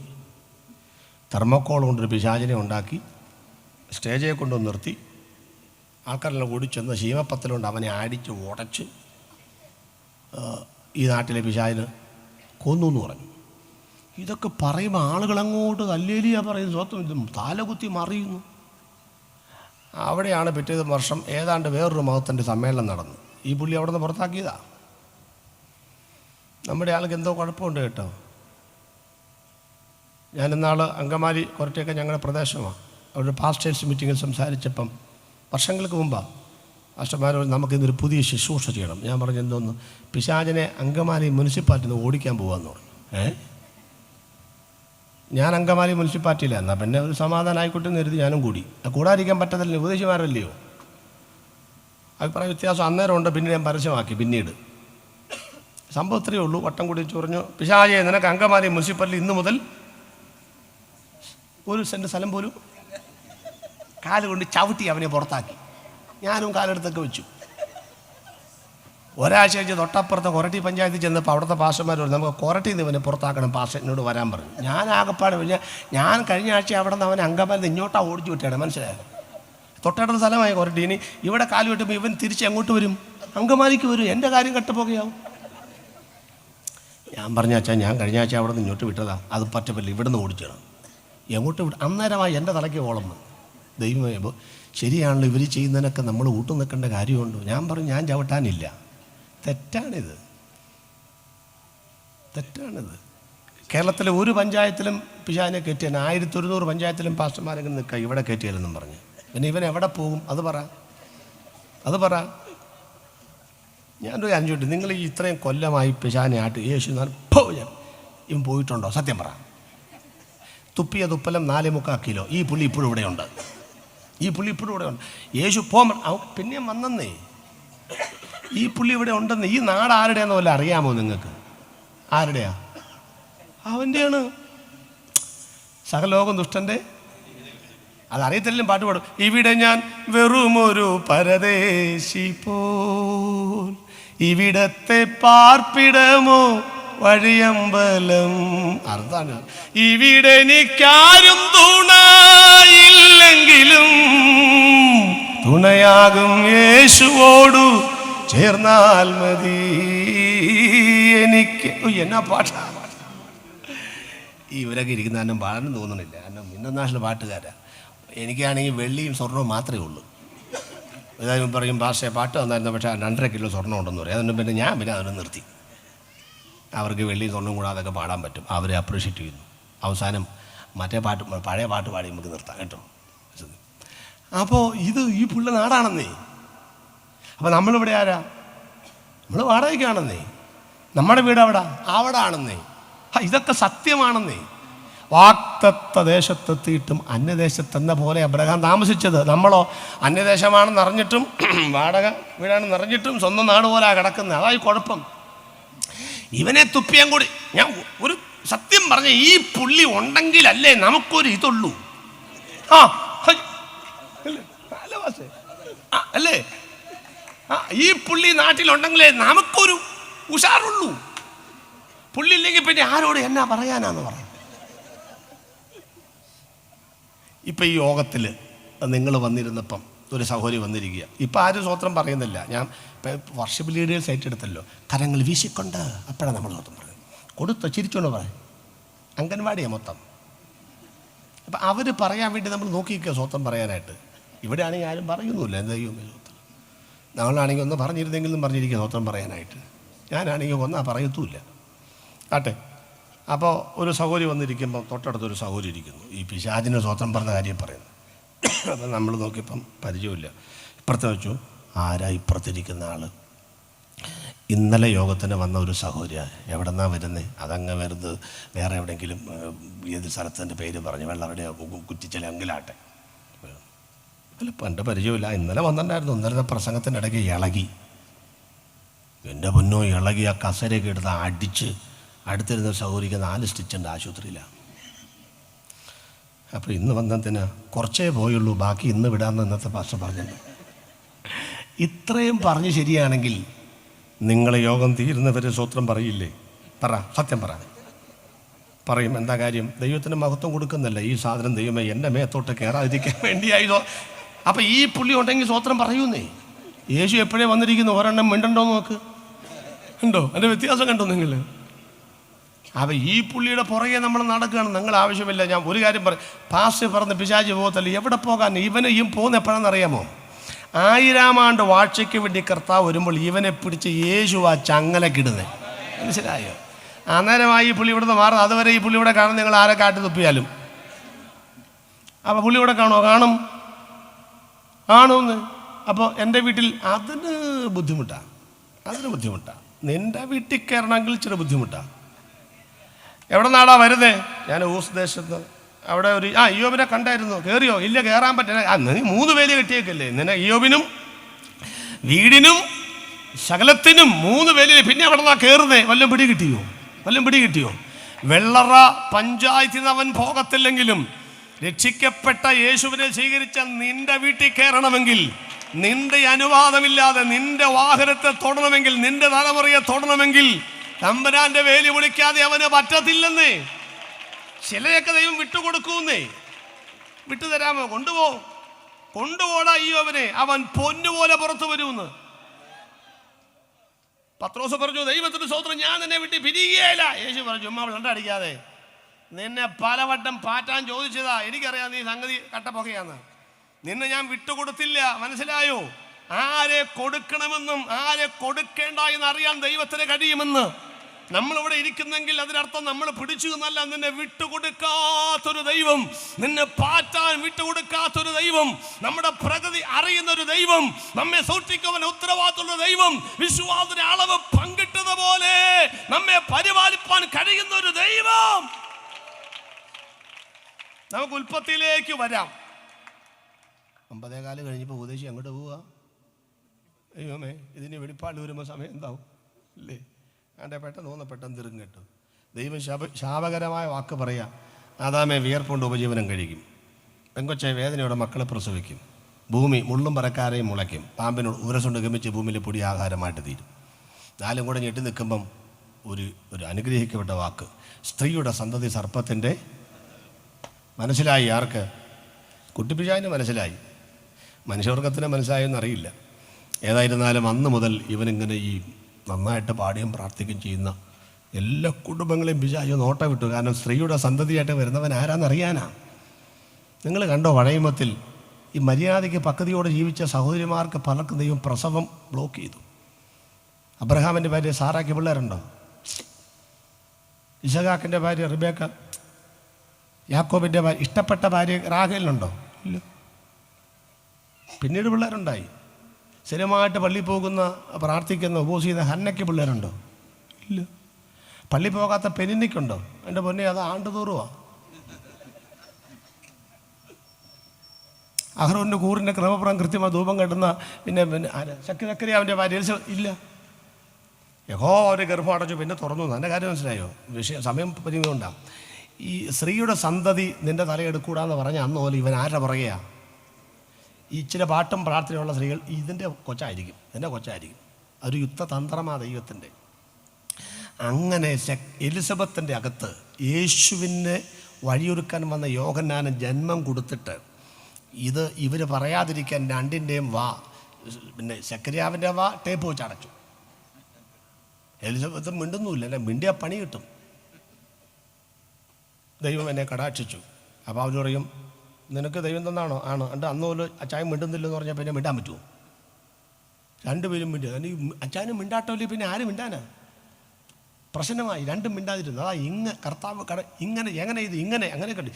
ദൈവമക്കൾക്ക് ചിലപ്പോൾ ഒളിച്ചൊക്കെ പാർക്കിട്ടി വരും. അങ്ങനെയൊക്കെ സംഭവം ഉണ്ടാവും. ഇങ്ങനെ ഈ എലിസബത്തിൻ്റെ പുറകെ ഇവനെ നടത്തിക്കുക. എന്നാ കാര്യം? ആ ശ്രദ്ധ മുഴുവൻ ഇവൻ്റെ പുറകെ നടത്തി വെച്ചുണ്ടല്ലോ. യുഗപ്രഭാവ വീരൻ ജനിക്കാൻ ഒരു കണ്ണുപോലും കൊടുക്കാതെ മറിയുടെ അകത്ത് യേശുവിനെ ഇപ്പുറത്ത് കൊടുത്തു.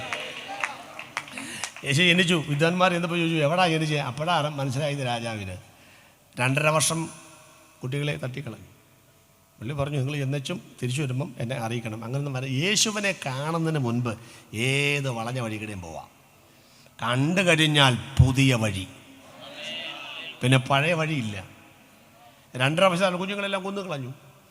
പിന്നെ പിശാചിന് മനസ്സിലായി പിന്നെ ഈ പുള്ളി കാണത്തില്ലായിരിക്കും. ഇവൻ്റെ കണ്ണിപ്പെടാതെ നോക്കുക ദൈവം നമ്പരാൻ. വെള്ളറുടെ ഉപ്പും ചാക്കിൻ്റെ പുറത്ത് പിശാചിങ്ങനെ ഇരിക്കുക. യേശു എങ്ങാനും പള്ളിക്കൂടത്തിൽ പോകണ്ടോന്നറിയാം.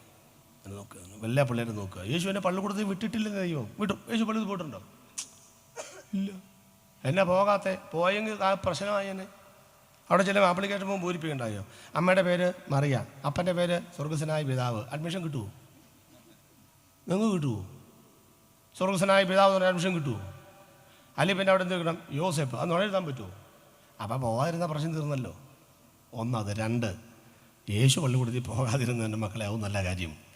എൻ്റെ യേശുവിനെ പോരാ, നമ്മുടെ യേശുവിനെ പഠിപ്പിക്കുവാൻ യോഗ്യതയുള്ള ഒരു അധ്യാപകനും ലോക ചരിത്രത്തിൽ ഇതുവരെ ജനിച്ചിട്ടില്ല, ഇനിയൊട്ട് ജനിക്കുകയുമില്ലെന്ന് 12ാമത്തെ വഴിയിൽ പള്ളിയിൽ വെച്ച് കണ്ടതാ. പക്ഷേ കാണാതെ പോയി, കണ്ടു കിട്ടി, കൊണ്ടുപോയി ഒരു നോട്ടപ്പുള്ളിയാക്കി വെച്ചു വന്ന്. പിന്നെ ഇങ്ങനെ നടക്കുന്നുണ്ട് യേശു വെള്ളരുടെ കിട്ടുമ്പോൾ ഇവനാണോ യേശു? ഒരു സംശയം. അപ്പുറത്തൊരുത്ത് നടക്കുന്നു. അതൊരു വെറൈറ്റി സാധനം. 6 മാസം മൂപ്പ്, വെട്ടുക്കിളി, ആഹാരം, ഒട്ടകരോമം. നടപ്പ് കണ്ടാൽ ആരാ യേശു? മറ്റേ പുള്ളിയാ. അതാ ഈ 6 മാസം മൂപ്പിന് ഒരുത്തിനെ കൊടുത്തന്നെ അവൻ്റെ പുറകെ നടക്കാൻ വേണ്ടി കൊടുത്തേക്കണതാ. അപ്പം ഇവൻ രക്ഷപ്പെട്ട്. മനസ്സിലായോ? എന്നാൽ യേശുവിനെ കണ്ടപ്പോൾ ഒരു സംശയം. ആ പൂച്ചക്കണ്ണും തോളറ്റ മുടിയും ഒരു പ്രൗഢിയും ദിവ്യത്വം, കയ്യിലൊരു സഞ്ചിയും. എന്നതായി സഞ്ചിക്കകത്ത് വല്ല ഇനി ഞാനെങ്ങാനും അറിയാതെ വല്ല ന്യായപ്രമാണം പഠിക്കാൻ പോകുന്നായിരിക്കുമോ? ഒരിക്കൽ യേശുവിനെ കണ്ട് കടയിൽ വന്നപ്പോൾ ഭാവനയാണ് കേട്ടോ. യേശുവിൻ്റെ സഞ്ചിക്കകത്ത് എന്നാന്നറിയാൻ വേണ്ടി പതുക്കെ ചെന്ന് പിശാചിനെ നോക്കി കഴിഞ്ഞപ്പോൾ സമാധാനമായി. ന്യായപ്രമാണമല്ല, 2 വീതുളി, ഒരു കൊട്ടുകൂടി, ഒരു മുഴക്കോല്, സമാധാനം. ഇവൻ തച്ചൻ ആന്നേ, തച്ചനാന്നേ. 2-3 മീറ്റർ മാത്രം നീളമുള്ള മരമുട്ടിയുടെ മുമ്പിൽ കയറിയിരുന്ന് ഈ ചിന്തിച്ച് പിടിച്ചു വലിക്കുന്ന ഒരു മരാശാരിയാണെന്നാണ് നീ ധരിച്ചു വെച്ചിരിക്കുന്നത്. ഇരുന്നോട്ടെ, അതാണ്. പക്ഷെ അതിനപ്പുറത്ത് കൂട്ടിക്കുഴച്ച മണ്ണുകൊണ്ട് പണിത മനുഷ്യൻ്റെ മനസ്സിൻ്റെ തകർച്ചകൾ മാറ്റുവാൻ കഴിയുന്ന, ഇവിടുത്തെ കരികൾ ഭിത്തികൾക്കും കരുനിയമങ്ങൾക്കും മാറ്റാൻ കഴിയാത്ത, ആളുകളെ മാറ്റാൻ കഴിയുന്ന, ഈ പഞ്ചായത്തിനെ പൊളിച്ചു പണിയാൻ കഴിയുന്ന, നിന്റെ നേർച്ചകൾക്കും കാഴ്ചകൾക്കും പണിയാൻ കഴിയാത്ത തലതെറിച്ച തലമുറകളെ ഉരുക്കുപോലെ പണിയാൻ കഴിയുന്ന പ്രപഞ്ചത്തിന്റെ പെരും തച്ചനായ ശില്പിയാണ് യേശുക്രിസ്തു. യേശുവിന്റെ കരുത്തുറ്റ കരങ്ങൾ കൊണ്ട് പണിയപ്പെട്ടവരാരെങ്കിലും ഉണ്ടെങ്കിൽ ഒന്ന് ദൈവത്തെ സ്തുതിക്കട്ടെ. ഇന്ന് രാത്രി 30ാമത്തെ വയസ്സ് ഒരു പ്രസംഗം കേട്ടു ഓടിച്ചെന്ന് നോക്കി പിശാച്. നോക്കിയപ്പോൾ യോഹന്നാൻ പറഞ്ഞു, അയ്യോ എനിക്കിത് പറയാൻ സമയം വേണം, നിങ്ങൾ സമയം എന്നൊക്കെ യോഹന്നാൻ പ്രസംഗിക്കുക. നല്ല പ്രസംഗം, നമ്മളെപ്പോലൊന്നല്ല. അവൻ ശരിക്കും ശ്രദ്ധിച്ചപ്പോൾ യോഹന്നാൻ പറയാ, എൻ്റെ പിന്നാലെ ഒരുവൻ വരുന്നു. അതാരടപ്പാ?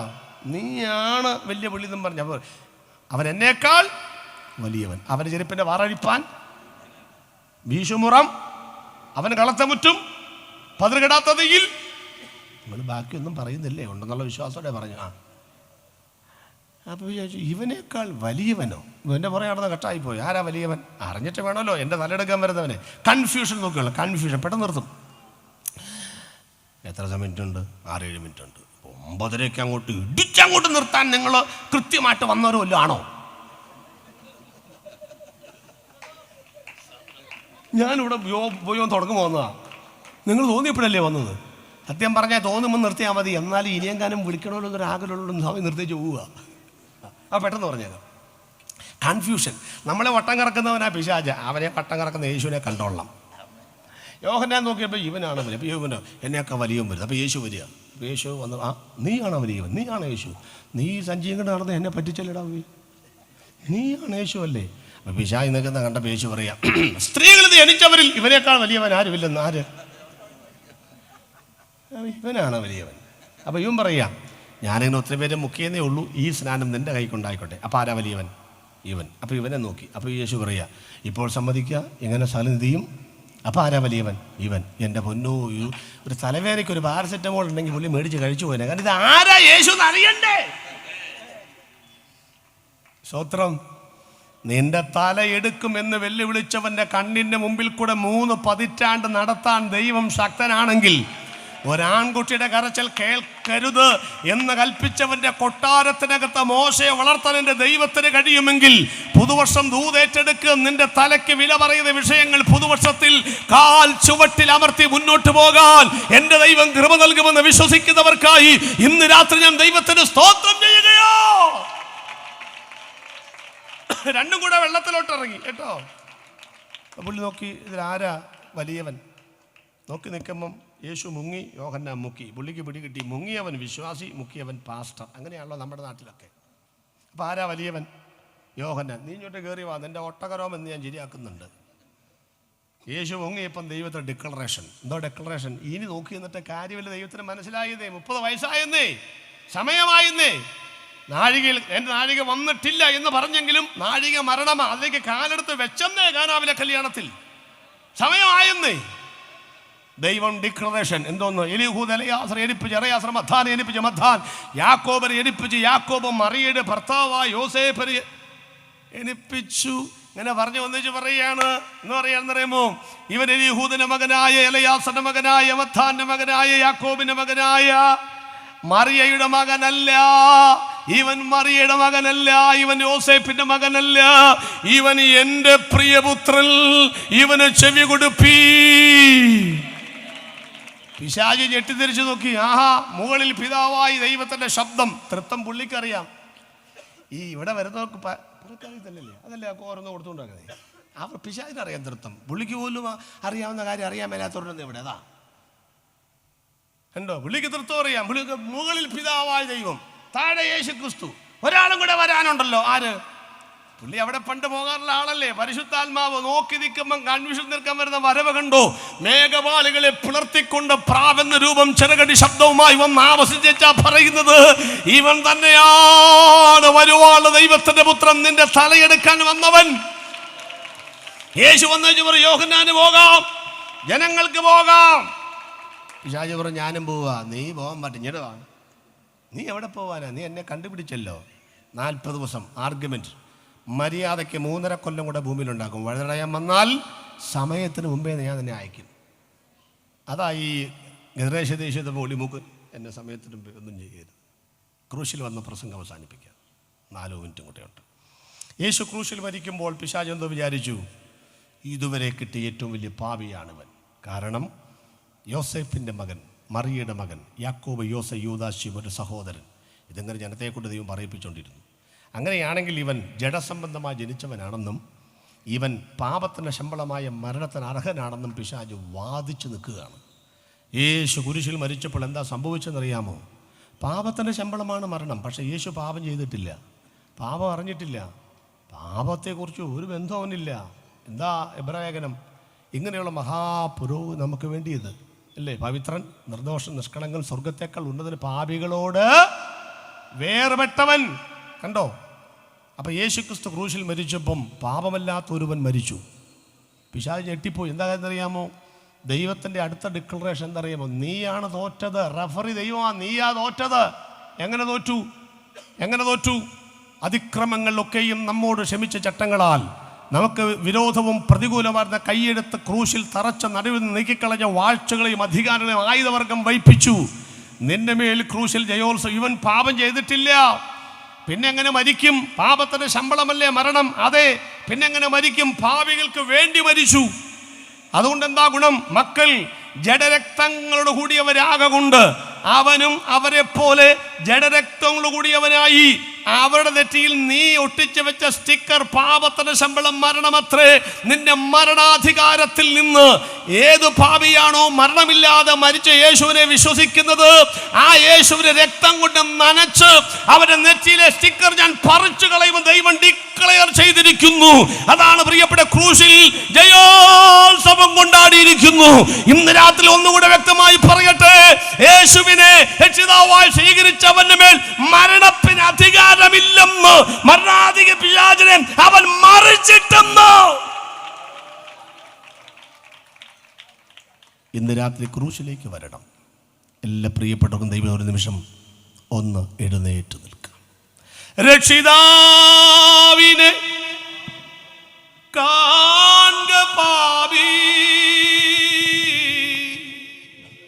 രക്ഷിതാവിനെ കാൺക പാപി, നിന്റെ പേർക്കല്ലയോ ക്രൂശിന്മേൽ തൂങ്ങുന്നു, നിന്റെ പേർക്കല്ലയോ ക്രൂശിന്മേൽ. സുഹൃത്തേ, ഇന്ന് രാത്രി യേശുക്രിസ്തു ക്രൂശിൽ മരിച്ചത് പഴയ പ്രവചനങ്ങൾ നിവൃത്തിയാക്കാനാണെങ്കിൽ, യേശു ക്രൂശിൽ മരിച്ചത് ഈ നാട്ടുകാരെന്നൊക്കെ പറഞ്ഞേക്കാൾ നെഞ്ചത്ത് കൈവച്ചാണ് എന്റെ പാപങ്ങളുടെ പരിഹാരത്തിന് വേണ്ടിയാണെങ്കിൽ, യേശു ക്രൂശിൽ മരിച്ചത് എന്റെ നെറ്റിമേലും എന്റെ കുടുംബത്തിന് മേലും എഴുതിയ പിശാചിന്റെ ആ എഴുത്തുകൾ മായ്ക്കാനാണെങ്കിൽ, ഇന്ന് രാത്രി ആ യേശുവിനെ എനിക്ക് വേണം. ആ ക്രൂശിലെ യാഗത്തെ ഞാൻ അംഗീകരിക്കുന്നു. ക്രൂശിലെ കള്ളൻ പറഞ്ഞതുപോലെ ആര് പറയും, ഞാൻ മരിച്ചാൽ കർത്താവേ നിന്റെ അടുക്കലെത്തുവാൻ എന്നെ സഹായിക്കണമേ. നിൻ മരണം കൊണ്ടെന്റെ വൻ നരകം നീ അകറ്റിയിരിക്കുന്നു. വിശ്വസിച്ച് ഏറ്റു പറയുവാൻ കഴിയുന്നവരുടെ മേൽ ഇന്ന് രാത്രി ദൈവകൃപ വ്യാപരിക്കും. പ്രാർത്ഥിച്ച് അവസാനിപ്പിക്കുകയാണ് ഞാൻ. കരം നെഞ്ചത്തോട് ചേർത്ത് പിടിച്ച് ഒരു നിമിഷം നമുക്ക് ദൈവത്തോട് പ്രാർത്ഥിക്കാം. കർത്താവേ, മനോഹരമായ രാത്രിക്ക് നന്ദി പറയുന്നു. യേശു ക്രൂശിൽ മരിച്ചതുകൊണ്ട് തിരുവെഴുത്തുകൾ നിവൃത്തിയായി. യേശു ക്രൂശിൽ മരിച്ചതുകൊണ്ട് ഞങ്ങളുടെ പാപങ്ങൾ എന്നേക്കുമായി പരിഹരിക്കപ്പെട്ടു. യേശു കുരിശിൽ മരിച്ചതുകൊണ്ട് ഞങ്ങളുടെ മേലുണ്ടായിരുന്ന വാഴ്ചകളും അധികാരങ്ങളും കർത്താവ് തകർത്ത തരിപ്പണമാക്കി അവൻ്റെ അടിമ നുകത്തിനെ വിടുവിച്ചു. ഞങ്ങൾ വിശ്വസിക്കുന്നു, ഏറ്റെടുക്കുന്നു. ദൈവകൃപയിൽ ജീവിപ്പാൻ സഹായിക്കണം.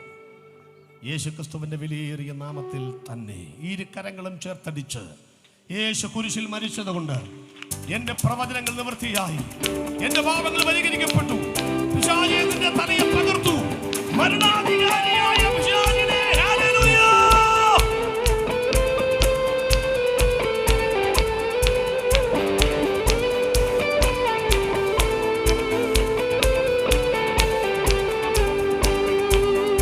മരണാധികാരി ആയിരം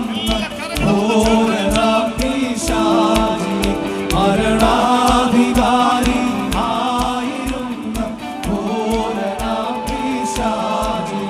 മരണത്തിനാലെ നീക്കി മൃത്യു ഭീതി തീർത്തനാഥനെ, മരണത്തിനാലെ നീക്കി മൃത്യു ഭീതി തീർത്തനാഥനെ. സ്തുതി ചെയ്യണമേ നിത്യവും ജീവനാഥനേശുവേ,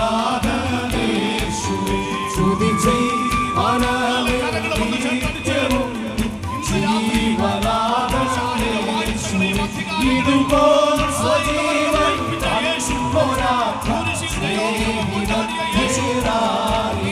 ഇതുപോൽ സ്വജീവൻ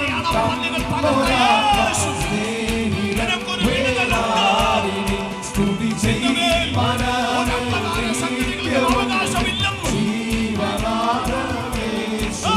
സ്തുതി ചെയ്യണമേ നിത്യവും ജീവനാഥനേശുവേ. ദിനവും മനമേ തത്സമയം വൻകൃപകൾ പ്രാപിപ്പാൻ, ദിനവും മനമേ തത്സമയം വൻകൃപകൾ പ്രാപിപ്പാൻ. അതിദൈവമായിട്ട് വാസന